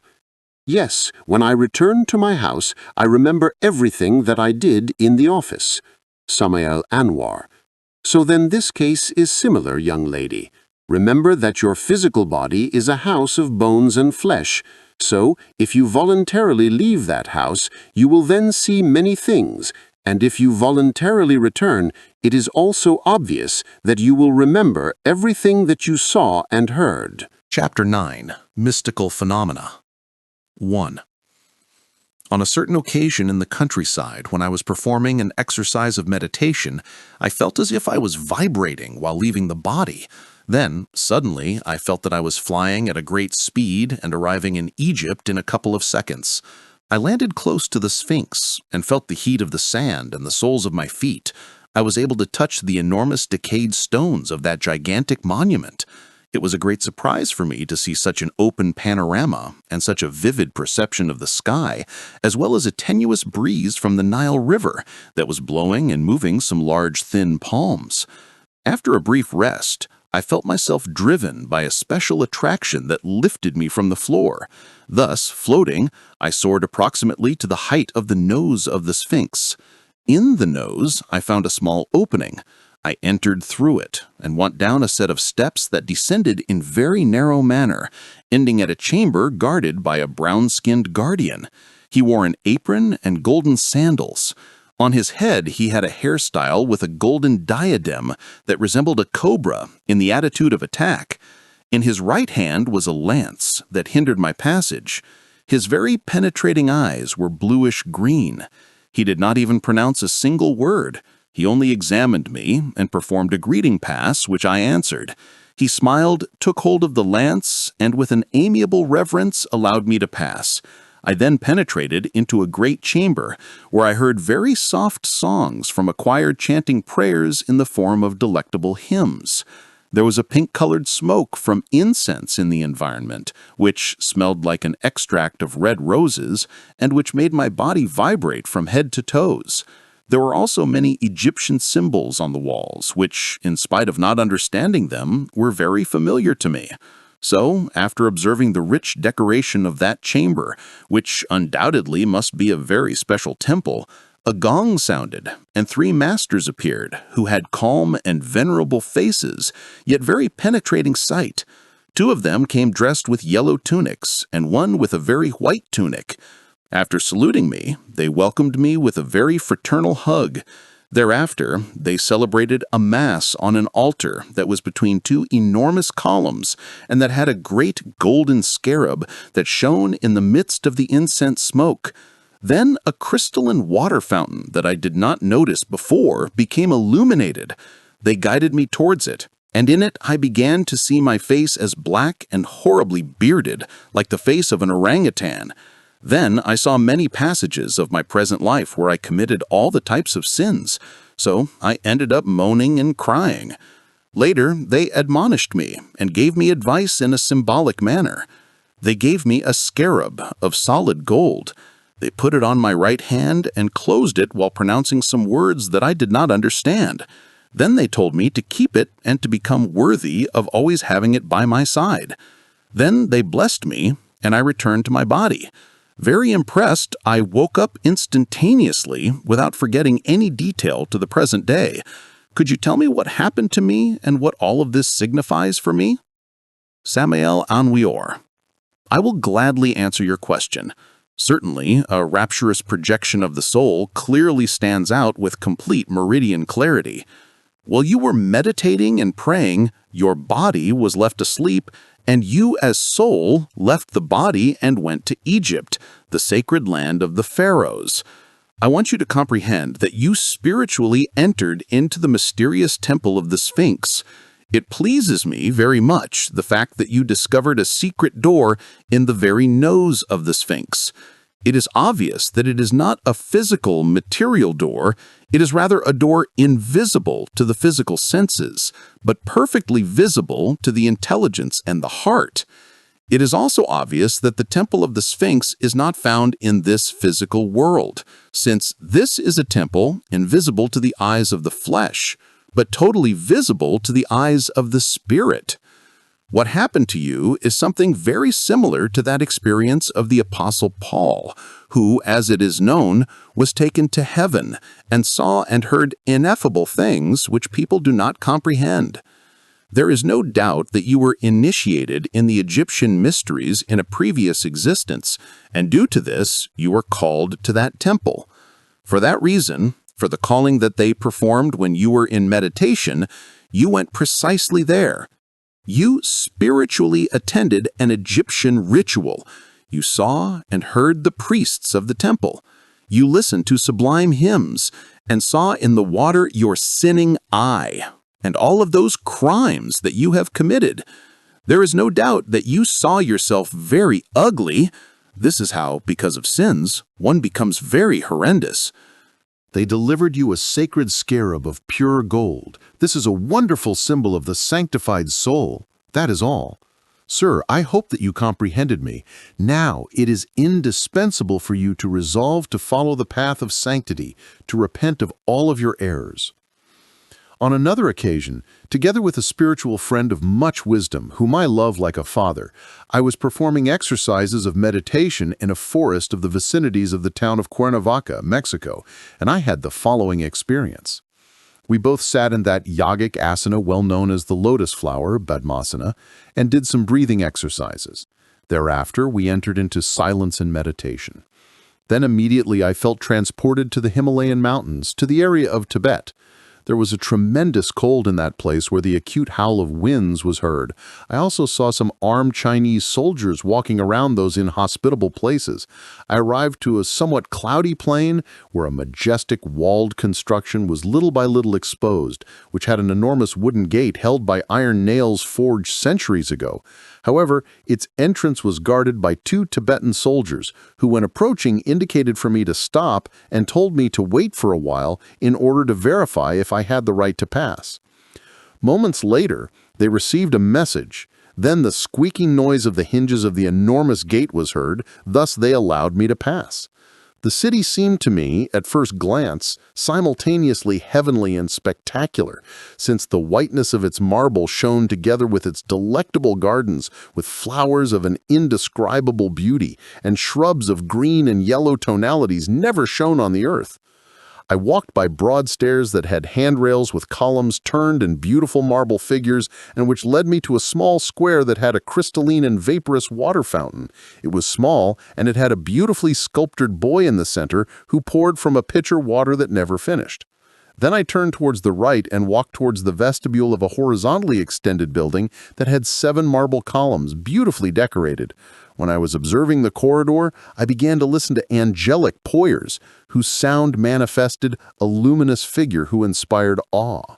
This was no less than the figure of the Master Jesus, the Christ, and I, when seeing him, felt faint, yet he fixed his gaze upon me, and a smile of love and fraternity was visible on his face. Thereafter, he immediately approached me and put his right hand on my forehead while pronouncing the following words: "Go and teach to all nations, that I will be with all of you." Later, we walked by other corridors, and we met other great masters, amongst which I recognized the master Samael Aun Weor, to whom the Christ called in a loud voice in order to recommend that he watch and instruct my humble person.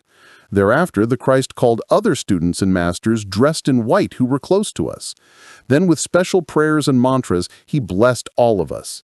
He personally dismissed the Master Samael and I while seeing how that very magnificent place was disappearing from our sight. When I returned to my body, I opened my eyes and saw that my friend was not awake yet, but a minute later he awoke and we commented upon the lived experiences. How is it that a humble Gnostic student without any type of merits had so wonderful an experience and had entrusted to himself this so delicate a mission? Samael Aun Weor. With great pleasure I will answer your question. Now you can see what meditation and prayer is. If a person of good will delivers himself to prayer and meditation, he can have the joy of reaching ecstasy. Then the soul leaves the body, as we have already explained many times, and travels to any remote place of the earth or the infinite. In this concrete case of yours, it is clear that you went to Tibet and penetrated into a secret temple where you could see the masters of humanity and our Lord, the Christ. Do not forget that the soul in prayer, in ecstasy, can see the Christ. You experience this bliss, and there is no doubt that the Lord entrusted you to teach the Gnostic doctrine to all your fellowmen. It is obvious that I must give you the Gnostic teachings. This is why you saw and heard that the Lord commanded me to instruct you. Chapter 10. Mystical Experiences of a Neophyte. 1. One night of 1966, while utilizing one of the practices of astral projection, I managed to leave my body consciously. Then I felt a very special freedom, an indescribable joy. Thus, like a bird, I flew to another planet, which was unknown to me, but very much like the planet Earth, since I saw enormous green forests filled with pines and a log cabin within which I saw some people waving their hands aloft to get my attention. I descended and with great surprise found that the Master Samael Aun Weor was there with some relatives and some of his disciples who greeted me with a very warm hug and a very special joy that I cannot describe. Thereafter the Master invited me to walk in the forest until we arrived at a stone bridge where he explained that this planet was the moon of the former round when it had inhabitants, animals, and vegetation. So that was the ancient Earth Moon, or Mother Earth Moon. He showed me rivers, mountains, and great seas. Could you explain to me how it is possible to visit another planet back in time, like in that remote epoch? Samael Aun Weor. Now you see, respectable gentlemen, what a conscious projection is. Through it, the soul can transport itself to other planets and know many mysteries. Listen, you were actually projected as soul spirit to that satellite, or whatever you want to call it, that shines in the starry nights. Certainly you found my spirit there at that mentioned bridge. However, it is obvious that what you saw, namely the bridge, the river, the vegetation, etc., corresponds to an extremely ancient past because presently the moon is a corpse. It is good for you to know that the worlds, the people, the plants, and the animals are born, grow, age, and die. So in name of truth, I must tell you that the moon is now a corpse. Nonetheless, such a satellite had life in abundance throughout its childhood, its youth, its maturity, but it aged and finally died. The soul can see not only the future and the present, but also the past. Thus, what you saw exactly corresponds to that ancient time in which the moon had mighty rivers, deep seas, exuberant vegetation, volcanoes in eruption, vegetal, animal, and human life. I want you to know that the Selenites existed since the moon had 7 human root races through successive historical periods. The first root races were giants, and the last ones Lilliputines, in other words, pygmies. So we could classify the last human families who lived on the moon as human ants. Do not be surprised by what I am stating to you, since this is what happens on every planet. The first root races are giant, and the last, extremely small. Congratulations for having remembered what you saw and heard on the moon. 2. In the month of July 1969, Master Samael Aun Weor, his family, a friend, another disciple, and this humble servant had the opportunity to visit a town of the state of Hidalgo. We departed in a car during a very rainy and slightly cold afternoon with the purpose of studying an archaeological zone. However, we thought it was not going to be possible to visit such a place since a strong rain was pouring along the highway and there was very little visibility. We traversed almost all of the way and when arriving saw with surprise how the sky of the town we were heading towards was becoming very clear while black clouds were gathered around it. Thus, we could practically visit the archaeological zone in its entirety. Then I noticed that the Master Samael made some instantaneous concentrations and afterwards commented to his wife that permission had been given. Then he asked me if I noticed the phenomenon that took place. My answer was affirmative, since it was obvious that he had requested the end of the rain. After our visit, he indicated for us to go into the car, and instantaneously the rain began to pour.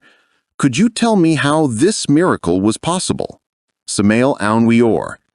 Is it good for you to know that the 4 elements, fire, air, water, and earth, are densely populated by the elemental creatures of nature? Well then, those are the elementals. They are called elementals because they live in the elements. The pygmies, for example, live within rocks of the earth. The salamanders live in the fire, the sylphs in the air, the clouds, and the nereids in the water. Skeptical people do not accept any of this, but I believe that you are a person who has faith, and this is why I will explain and answer your question with great pleasure. By means of certain secret formulas, my own spirit gave orders to the sylphs who live in the clouds for them to move those clouds away. Nevertheless, you must not ignore that the waters are controlled by the undines. By propelling special psychic currents, the sylphs can take or move the clouds away from some place, and thereby also move the undines of the waters. Thus, the rain can be momentarily moved away. However, we the initiates only perform this in very special cases, since otherwise disorder in nature would result. When a Gnosis initiate performs a miracle like that, he always does it with the permission of superior beings. The miracle that you witnessed was necessary because it was necessary for us to study some monoliths from Tula, which, by the way, were quite remarkable. 3. In a practice in which I wanted to remember my past lives, such as you have taught us, I had the following experiences. I saw myself in the pyramids of Teotihuacan at the time of the Aztecs. Thus, where the citadel is located, there was a great multitude that shouted great acclamations and vociferations, since along the Avenue of the Dead were reunited people of the town, soldiers and politicians, richly adorned with plumes, bracelets, sandals, and ornaments of gold and jewelry. Along the avenue, I, along with several prisoners tied by their hands and necks, surrounded by several soldiers dressed as tiger and eagle knights, walked towards the foot of the Pyramid of the Sun, where a great bonfire was burning, and when arriving at the platform, they placed us in a line. A priest made a signal, and everybody became silent. Then they began to sound the chirimias and teponastlis. Later came maidens dancing with indescribable flamboyance. When the dances concluded, 12 elders came who performed a type of court-martial. Then they judged us. Thereafter they blindfolded us and forced us to ascend the steps of the pyramid. Along the way, some slipped and fell, since we listened to the noise and the shouts of pain. I remember that I felt the steps to be very narrow, since scarcely half of my foot fit there. Then there were some prayers, invocations, and offerings when arriving at the superior platform, where finally we were sacrificed to the god Huitzilopochtli. Could explain to me what happened. Is that a reincarnation or a return? Samael Aun Weor. With the longing of remembering your past lives, while in meditation, you became a little drowsy and then your soul escaped from your body of bones and flesh. Thereafter, the different scenes and memories of the past came to you. I invite you to comprehend that indeed you were an Aztec citizen, an inhabitant of ancient Mexico. Obviously, you saw how the Aztecs judged their many delinquents and how later they sacrificed them to the gods. Therefore, not all of those who were immolated at the altar of human sacrifices were innocent people. Human sacrifices existed in the pre-Columbian Mexico. Gland is located in the superior part of the brain. Any Gnostic student knows very well that in our organism we have a complete wireless system. The solar plexus, located at the region of the navel, is the telepathic receiver antenna that catches the mental waves of our friends and enemies and transmits them to the mind. The pineal gland is the transmitter of thought, which transmits waves to different people and places. It is clear that the great vendors, the great dealers of all times, have such a gland very developed. When the sexual energy is squandered, then the pineal gland weakens, degenerates. Then one no longer can emit mental waves with force. Thus, failure in business is the outcome. Since you are a profane person who knows nothing about our esoteric studies, the only thing that I can advise you is to keep at least 40 days of absolute sexual abstention in order to accumulate sexual energies and give force to your pineal gland. Thus, this is how your economic situation will improve. It will be a favorable change. In addition, I advise you to carry sulfur within your shoes. Do not be surprised. The ethereal emanations of sulfur will clean your personal atmosphere. You must know that through fornication, many invisible larvae are formed around your aura. There exist various species of larvae, but with the emanations of sulfur, those filthy larvae are disintegrated and your atmosphere is clarified. Moreover, it is convenient for you to cleanse the atmosphere of the place where you have your business. So, perform sulfur smudges, a smoky sulfur fire, to drive the larvae away from there. Do this for about 9 days. Afterwards, perform smudges with sugar for another 9 days. This in order to sweeten the atmosphere, to make it pleasant. We are talking here about occultism, and I think that you comprehend me because you need to improve your business. 2. Could you indicate to me what I can do in order to prosper? I sell articles in many towns of the states of Mexico, so I do not have a fixed place of business, and there are months where I cannot profit anything. Samael Aun Weor. I comprehend your situation, my friend. With all sincerity, I can tell you that when one fulfills exactly the 10 commandments of the law of God, when one prays daily to the Father who is in secret, it is clear that any situation improves. Then our Heavenly Father grants us everything. We lack nothing. But when one goes bad, when one does not really fulfill the 10 commandments, when one does not deliver himself to the Father, then the Father is absent and one falls into disgrace. Follow my advice. Make many works of charity. Make a vow of chastity. Bathe your body with aromatic herbs such as peppermint, chamomile, eucalyptus, walnut, etc. Use these plants for 40 days in your daily bath, and I repeat, make works of charity by tons. Only thus your economic situation will improve. 3. Well then, but what do you understand by chastity? Samael Aun Weor. My friend, here I am not going to explain to you the Arcanum AZF of our Gnostic studies, because you would not understand it. This is only an elementary book for those people who never have studied our other books. I will limit myself to tell you that you must keep 40 days of absolute sexual abstention in thought, word, and actions. That is all. However, if you wish to penetrate a little further into our studies, then read our advanced books such as The Perfect Matrimony and many others. 4. Could you explain to me the works of charity that I can do? Samael Aun Weor. It is good for you to know that works of charity are works of mercy, namely, give food to the hungry, give drink to the thirsty, dress the naked, teach those who do not know, heal the ill, etc. 5. Could you tell me when I can make a work of charity and when I not, and to whom? Samael Aun Weor. We are not judges in order to judge anyone else. Besides, charity does not need a judge. Charity is a matter of common sense. To give food to the hungry is something very humane, because even the prisoners have to eat, otherwise they would die of hunger. To give drink to the thirsty is something very logical, since it would be cruel to deny a glass of water to a thirsty person. To give a shirt to the naked is something very natural. To console the afflicted one is very humane. So we do not need judges for that. Nevertheless, it would be an absurdity to give alcohol to the alcoholic or to lend a weapon to an assassin.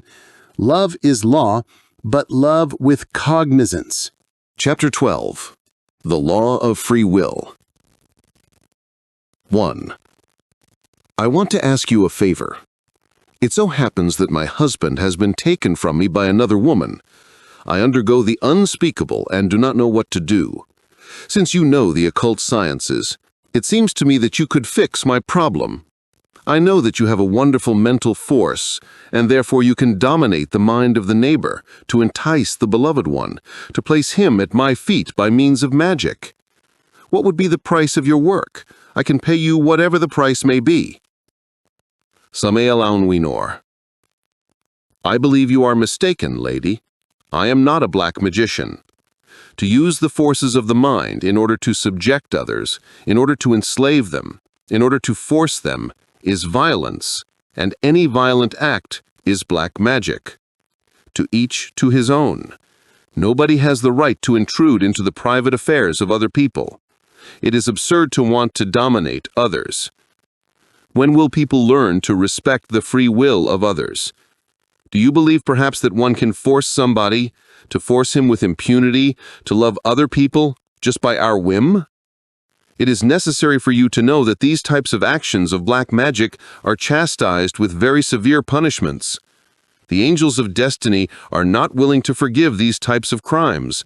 Therefore, if you continue on that path, you will receive your punishment. There exists in this world many people who dedicate themselves to witchcraft, to sorcery, to black magic. Thousands of sorcerers live on that filthy business. Thus it is clear that such people do not progress because black magic brings misery, hunger, nakedness, supreme pain. 2. Does the punishment of the people who dedicate themselves to witchcraft also reach their children? Samael Aun Weor.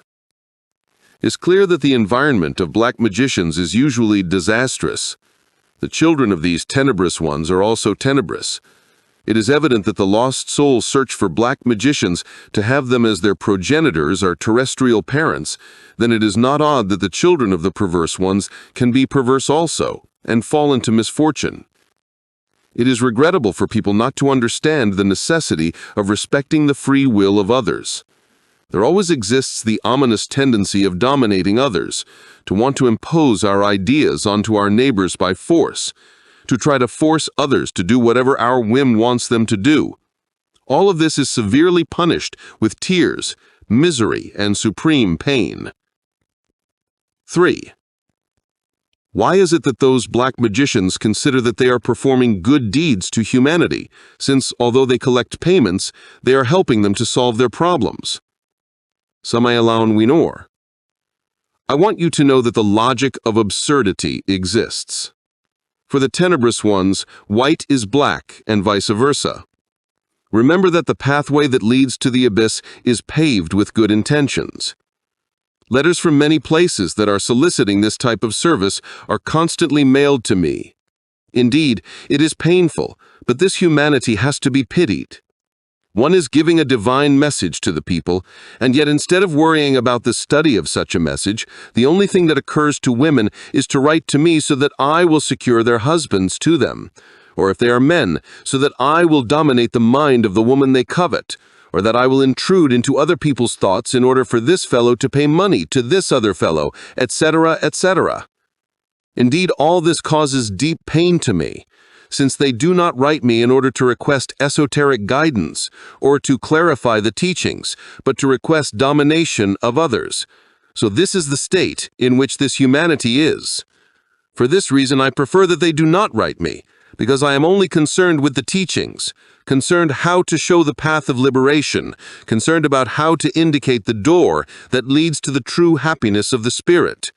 Regrettably, the multitudes do not want to understand this. People exist whom have highly priced the power of mental suggestion.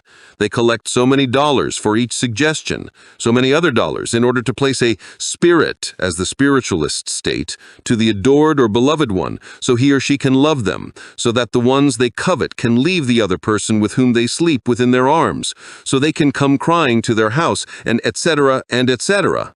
It is clear that all those filthy businesses are abysmal, tenebrous, and those who exert them with good or bad devotion will inevitably enter the abyss, where only weeping and gnashing of teeth are heard.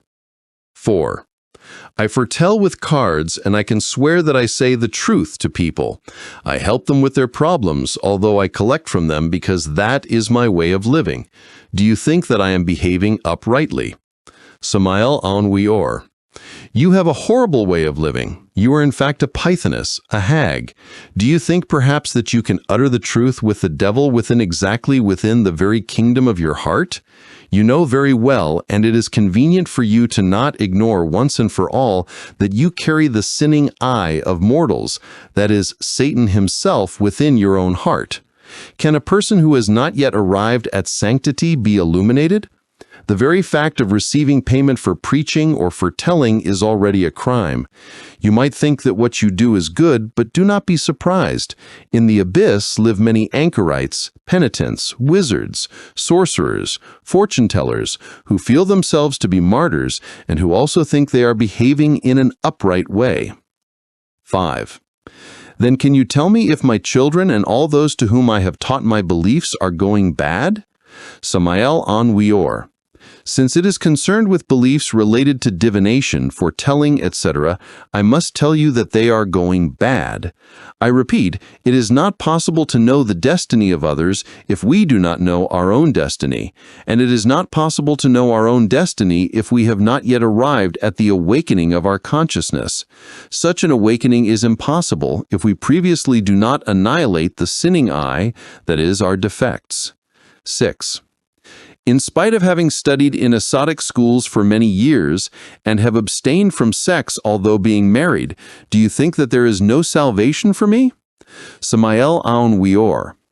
I think that you are going very badly since you are married and you have rejected the consolator about which Jesus the Christ spoke to us.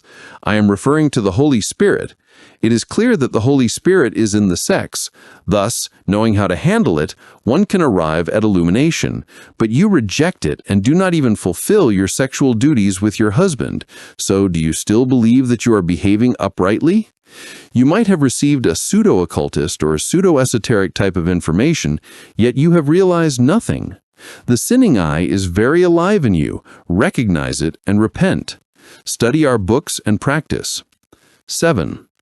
Well, I exert all types of works. I fix spouses to other people.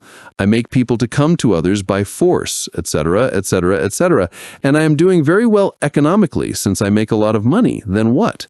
What could you tell me about this? Samael Aun Weor. Misery, in this case, will come to you. just a little bit later.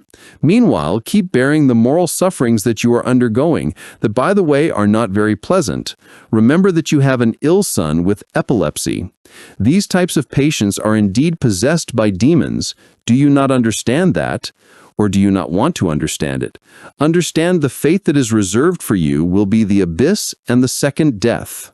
Chapter 13. Practical Magic. 1. Because of my sister's birthday, I went to her house, where I had not been for a long while because I only visit her every 8 days. I found her to be very sick and could not tell what her illness was. She explained to me that for a long time she felt like that only at night and that she could not sleep because of shortness of breath. When she wanted to read a certain esoteric book that I gave her, she became so ill that she could not read it, except by reciting the conjuration of the 7 that I had given her and by invoking you. Thus, when seeing her so ill, I felt within my heart the urge to cleanse her with 2 eggs while reciting the conjuration of the 7 of Solomon the Wise that you had taught to us. A few minutes later, she felt better and could breathe perfectly again. I wish you to tell me if I proceeded well and the cause of that disease. Samael Aun Weor. There is no doubt that the tenebrous ones usually attack the people who look for the path of light. It is clear that the powers of darkness live in the invisible world. They watch, thus, when they see that a soul tries to escape from their claws, then they make efforts in order to turn them aside, in order to move them away from the luminous path. You proceeded uprightly by healing your sister. There is no doubt that when the egg is used in the way you did, it certainly has wonderful, magical powers. It permits the elimination of certain larvae and malignant fluids that accumulate in the atmosphere of people, thus causing them diverse maladies. It is necessary for the people to read these lines to know the conjuration of the 7 of Solomon the Wise, which was the conjuration you recited in order to drive away the tenebrous ones who were attacking your sister. The conjuration is as follows. Conjuration of the 7. In the name of Michael, may Jehovah command thee and drive thee hence, Chavayoth. In the name of Gabriel, may Adonai command thee and drive thee hence, Baal. By Raphael, be gone before Eliel, Sam Gabriel. By Samael Sabaoth, and in the name of Elohim Dibor, get thee hence, Andramelech. By the Zachariel Esakiel Melech, be obedient unto Elva, Sana Gabriel. By the divine and human name of Shaddai, and by the sign of the pentagram which I hold in my right hand, in the name of the angel Anael, by the power of Adam and Eve, who are Yod Hava, begone Lilith, let us rest in peace, Nahema. By the holy Elohim, and by the names of the genie Kashiel, Sealtiel, Aphiel, and Zarahiel, at the command of Oriphiel, depart from us, Moloch. We deny thee our children to devour. Amen, amen, amen. It is necessary to memorize this conjuration and use it in the moments when it is necessary. You knew how to use it precisely at the right moment. 2. The next day, I returned to her house with another Gnostic brother, because I saw she was very gloomy. Thus, together we burned sulfur, frankincense, and myrrh throughout the house. We placed there an esoteric pentagram that you had magnetized for me, and we performed chains in order to summon all the masters of the White Brotherhood so that they would help us. Did we proceed well? Samael Aun Weor. The smudges are very useful for the cleansing of the atmosphere of a house. Sulfur, for example, disintegrates larvae. Other smudges are necessary, yet one has to know how to use them. You have to burn sulfur for 9 days in a row to purify the atmosphere of that house and cleanse it from astral larvae. Later, you should have continued with the other smudges, because frankincense and myrrh are very useful, but they must not be mixed with sulfur, since they are incompatible. Count Cagliostro used to invoke the 4 saints, or 4 angels, that, located in the 4 cardinal points of the earth, govern the destiny of human beings.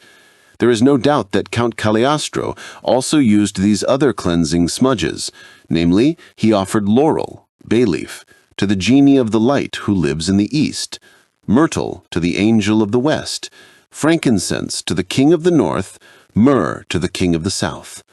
So, in a case of serious necessity, one can invoke these 4 saints by offering to each of them their correspondent smudge offering and requesting with all our heart the yearned-for assistance. Chapter 14, Occult Medicine. Number 1. Master, what can you tell me about healing from a distance? Well, I constantly receive mail from different places of the world soliciting such treatments. In our replies, we limit ourselves to spiritual medicine.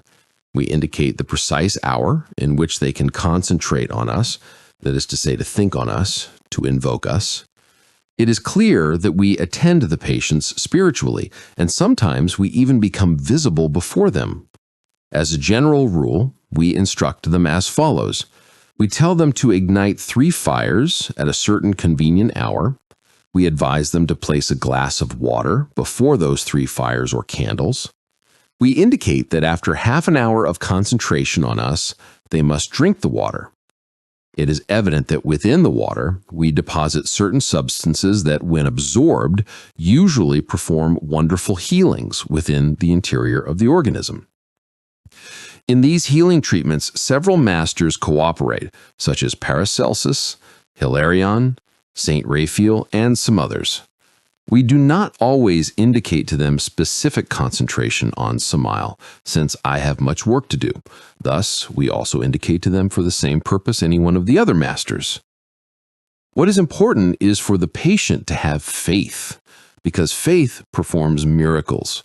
As Christ already stated, have faith as a grain of mustard seed.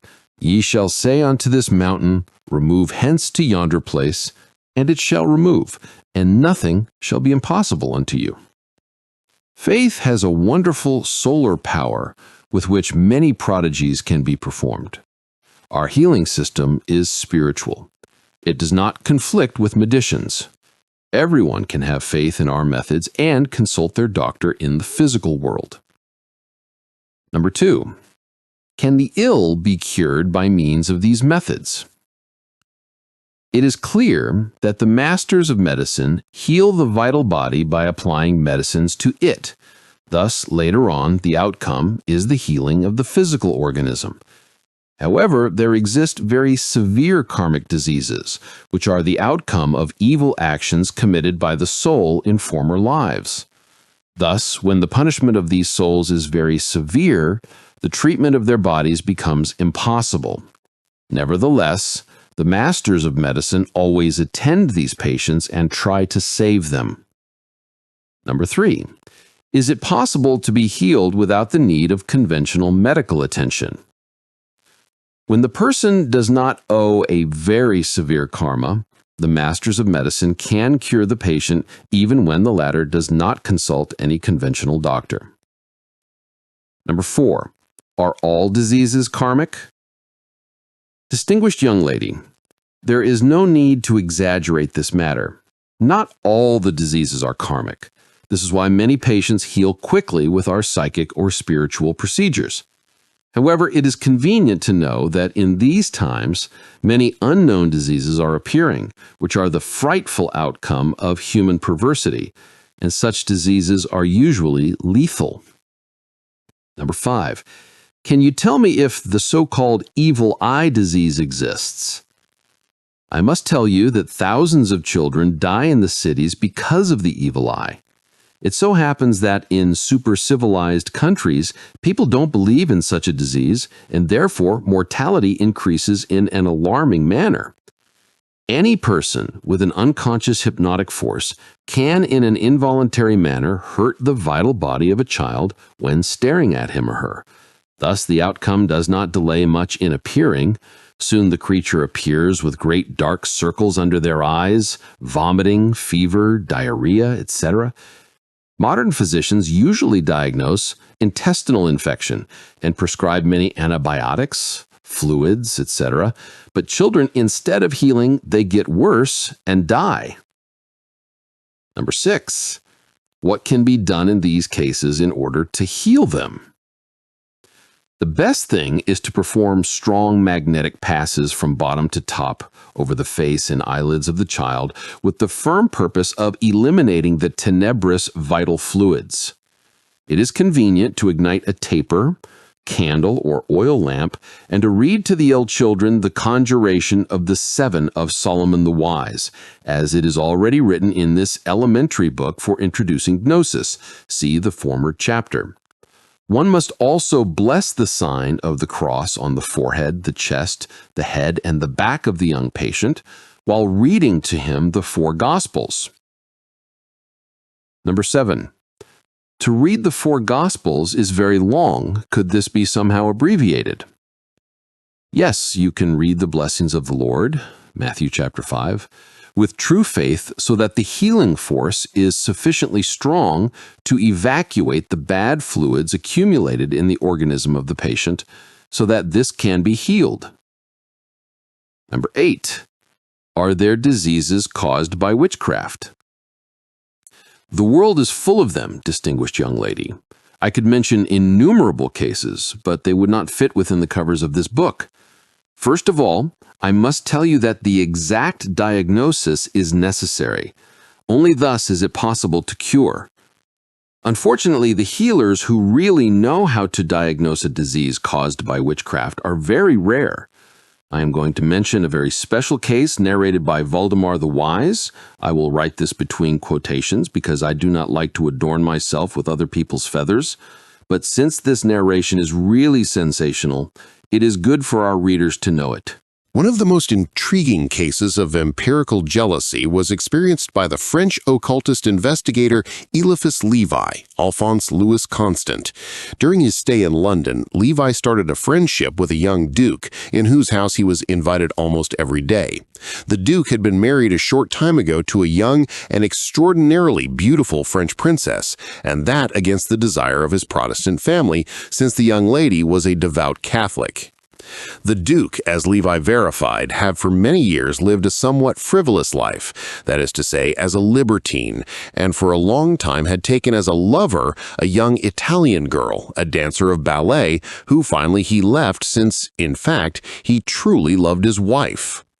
On a certain afternoon, the Duchess becomes sick. Thus, she had to stay in bed. The doctors diagnosed the beginning of a pregnancy, but soon determined that the weakness she suffered must have its origin in another cause. Although the Duke called the most famous doctors of London for consultation, they were before an enigma since they used diverse remedies, but without any success. An old French abbot also frequented the Duke's palace. The abbot already knew the Princess of Paris, and he found special affability in talking with Eliphas Levi on metaphysical problems in which he was also interested for decades, and not only theoretically. On a certain night, they both remained alone in the hall, since the worried Duke had to stay next to his ill wife. It was a cold and humid night. Outside, the famous London fog dimmed the light of the street lamps. Suddenly, the abbot held the hand of Levi and said to him with a low voice, "Listen, dear friend, I would like to speak about something to you.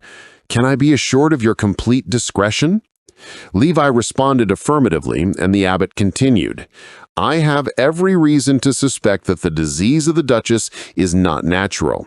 I have known Mildred since her childhood, and she was always the healthiest girl you can imagine.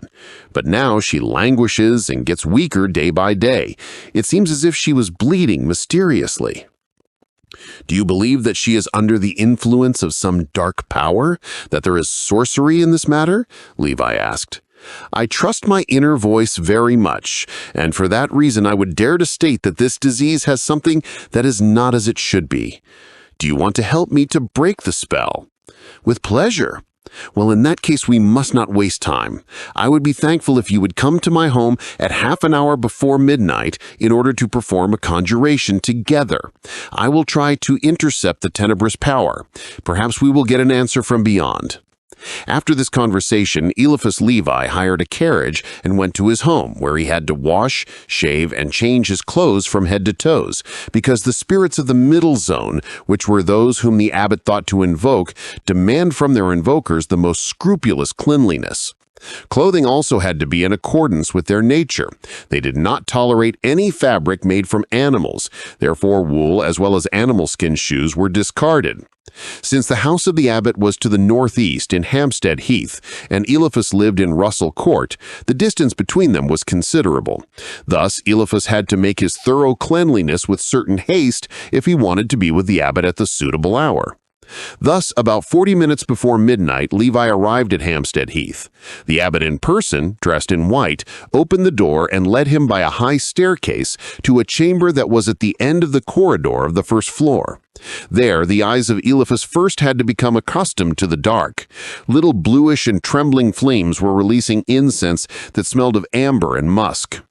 Within that vague light, Eliphas observed a great circular table in the center of the room, and on top of that table was an inverted crucifix, a symbol of the phallus. Next to that table was a thin little man. "He is my servant," whispered the abbot, "since, as you already know, the quantity of 3 people are indispensable for these invocations. You must begin with the first invocation." This request on the part of the abbot was more than a courtesy. The powers of the middle zone could become angry and seek revenge on the owner of the house for having allowed the reduction of the harmony of their sphere by an incompetent intruder. So, when granting the invocation to his friend, he was indicating that he considered Eliphas to be a master of first rank in magic. And such a supposition was indeed justified. If anyone could successfully execute, with a clear head, without fear, with a pure heart and a will fortified by numerous tests, the millenary ceremonies of sacred magic, it was this man who in the kingdom of the spirits exerted as much dominion as in the kingdom of its incarnated creatures and adepts. Within the veil of the smoke, Eliphas very instinctively extended the hand to the left where there had to be the container with the blessed water, collected on one full moon night from a cistern guarded while praying over it for 21 nights. Next, he sprinkled water towards the 4 corners of the room. The abbot, who served as an acolyte, waved the censer. Blurry figures began to form within the smoke, and at the same time a cold and icy cold seemed to appear from the ground, and which reached even to the end of their hair, making breathing difficult for them. Next, Eliphas Levi pronounced with great force the words of the invocation. Suddenly, the walls of the room seemed to withdraw, and an abyss opened before them, as if threatening to devour them. Infinity and astralic resplendences of a sharpening luminosity shone. They covered their eyes in order not to offend the invoked spirit with an indiscreet glance. Then, with a strong voice, Levi asked for the cause of the Duchess Mildred's disease, but he did not receive an answer. The vapors of the smoke thickened in such a way that they threatened to deprive them of their senses. Then, hurrying to the window, Eliphas suddenly heard a voice, which, although strong and resonant, seemed to come from the deepest inner part of himself, which filled all the space of his soul.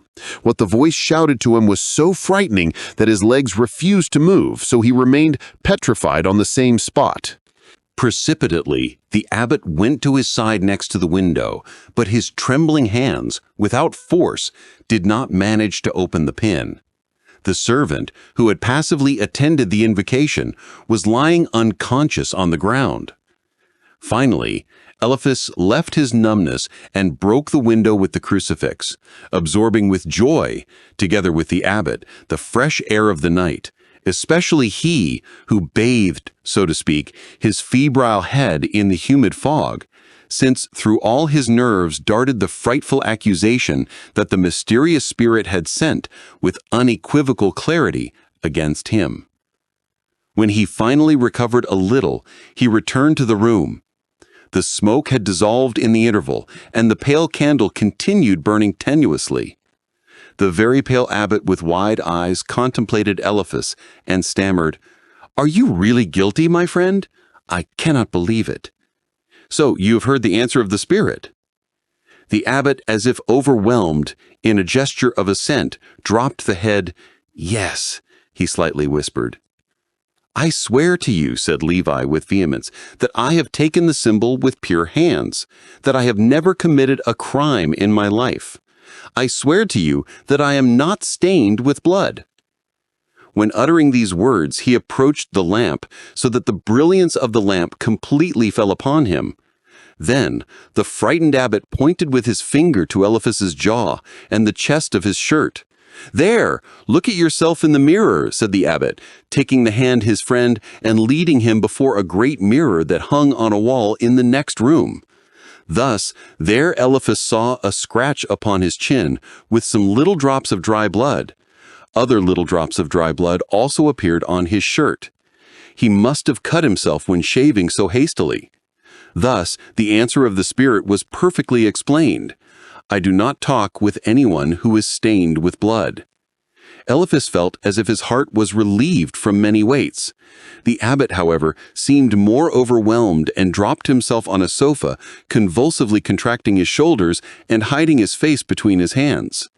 Eliphaz tried to calm the old man, but he rejected him, saying, "I am concerned for the wretched Mildred. Each hour her life is consumed. Otherwise, we could again invoke the spirit after 3 times 21 days with the due offerings and plagiaries, but it is too much time, because in the interval, Mildred will die." Eliphaz did not know how to respond. Thus a dense silence loomed, which the abbot cut when he rose and walked with vacillating steps from one side to another of the room. "It does not matter what the cost might be. I must obtain an answer at whatever cost.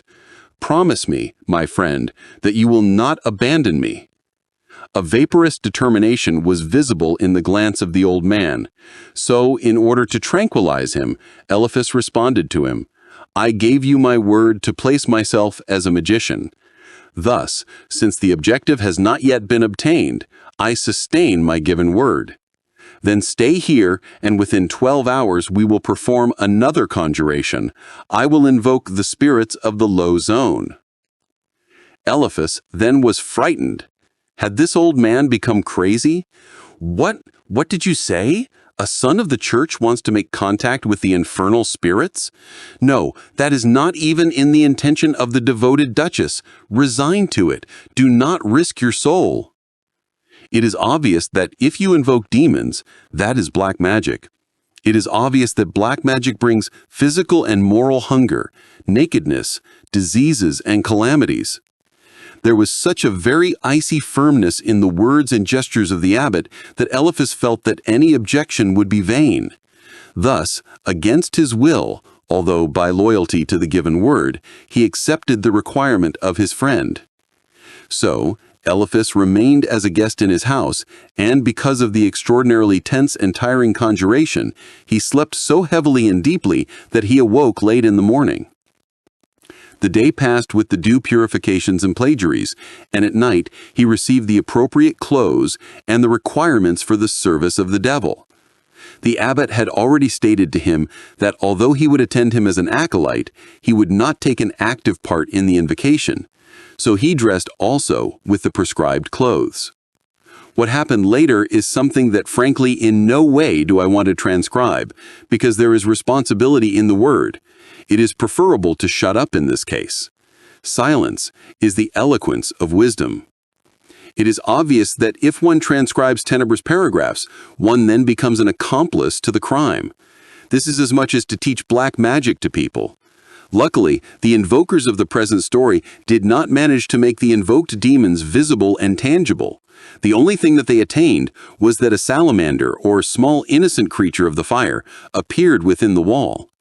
The abbot, pulling together all his forces, asked for the ailment of the Duchess. "Batrachenes," the salamander said with an infantile voice, and at the same moment it disappeared. Eliphaz then saw the abbot stagger and collapse to the ground. Eliphaz took his thin body in his arms and took him to the dormitory, where he undressed the old man and placed him in the bed, going soon to look for the servant who brought some relief. When returning, he found that the abbot had returned to himself completely, but his aspect was that of a downcast man, who seemed to have aged many years. It is obvious that the abbot was performing superhuman efforts in order to save the Duchess. "All has been useless," said the abbot with feeble voice. "Wretched Mildred will have to die.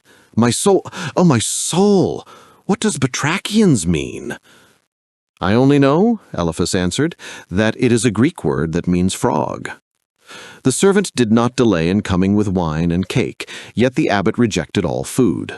Eliphas took some and tried to take his desperate friend from that lethargy, but it was useless to try to reanimate him. Thus, with his heart in sorrow, Eliphas went back to his home. On the following day, he went to inquire about the well-being of the abbot and the duchess. Mildred was getting worse continually. The attending physician gave death as his final diagnosis. The abbot was also in a serious state. He was refusing any food. In the beginning, he did not respond to the questions of his friend, and stated to him that he thought to end his days by means of starvation. Deeply saddened, Levi left worrying about the tragic consequences of the sinful invocation. During the 2 following afternoons, Levi sank again into his customary studies, and while reading the Enchiridion of Leon III, he stopped in a point in which, by means of the key of Tritthemus, the following Kabbalistic esoteric writing was deciphered as follows. An appreciated maleficent enchantment is the one of the frog. We abstain from delivering the secret formula of the toad, in order not to give weapons to the perverse criminals of black magic. As if lightning crossed the mind of Eliphas, and without even closing the book, he put on a coverall and thrust himself through the streets of London, which was sinking within the vesper twilight. Finally, he found a carriage, and the time taken in arriving at the palace of the Duke seemed to him unbearable. Tearful faces received and informed him, "The Duchess is in agony. The last sacraments are being administered to her." "I can save her," Eliphas cried, and separating the astonished servants, he hurried to the room of Mildred, where he found the Duke. With panting breath, Eliphas beseeched him, "You know me enough in order to know that I am of his confidence. Believe me, then, that all hope is not yet lost. Inasmuch as the Duchess lives, there is no need to despair. Thus, I request from you to leave me alone with her, and for God's sake, do not ask me anything. Have confidence in me." Although overwhelmed and confused to the extreme, the Duke acceded to the desire of Eliphas, requesting those present in the room, namely a doctor, a priest, and a maiden of the patient, to leave. Once alone, Levi closed the door and came near to the bed of the princess. "As I already suspected," he murmured when seeing Mildred sunken in a form of catalepsy. With the eyes blank, her lips were bluish, and she was breathing with a smooth, deathly pace. Immediately, Levi put his hands to work. Thus he began to raise the hardwood floor of the threshold, but the wood resisted his trembling fingers. He removed his knife from the pocket, whose leaf he broke in his frenetic attempt. Finally, and with desperate force, he managed to raise the strip. His fingers were bleeding, but his effort had been useless. Nothing was hidden there. Then he raised the carpets, but nothing either. He then went back to watch the Duchess, who breathed with difficulty, and observed that her contracted left hand was hanging singularly to one side. The bed, Levi thought. Thus, in the certainty of searching now in the right place, he lifted the patient from her bed and placed her as gently as he could upon an ottoman that was against the wall. Next, he dedicated himself with increasing excitement to remove blankets and pillows, but nothing. He removed the mattress and opened it, touched, felt, inquired within its puffy insides, and then his fingers encountered a softish, spongy object. He grasped it, removed it, and in fact, that was what he was looking for. He rushed outside the room, gave the Duke a brief explanation, asked for an available carriage, and went with extreme speed to his home, where, when arriving, he placed himself to the task of burning in the flames of fish and sulfur, such an infernal beast, by following exactly the prescription of the Enchiridion. Right away, he opened widely the window of his room for the terrible stench to disappear, and, overwhelmed by enormous fatigue, laid down dressed as he was on his bed, sinking himself into a deep dream. The next day, he was received as a savior at the palace of the Duke. In an amazing manner, and in an absolutely incomprehensible manner for the doctors, the state of health of the young Duchess had improved to such a point that a frank overcoming of the crisis was already being spoken of. The same day, October 28, 1865, London was impressed with the sensational news that the diva of the ballet, Maria Bertin, had suddenly passed away without any disease. But this news was not the only one. A few hours later, another close relative of the Duke was also snatched by death. She was an old maid who had been an impassioned enemy of Mildred and who had in vain tried to prevent the marriage of the Duke with the Catholic princess.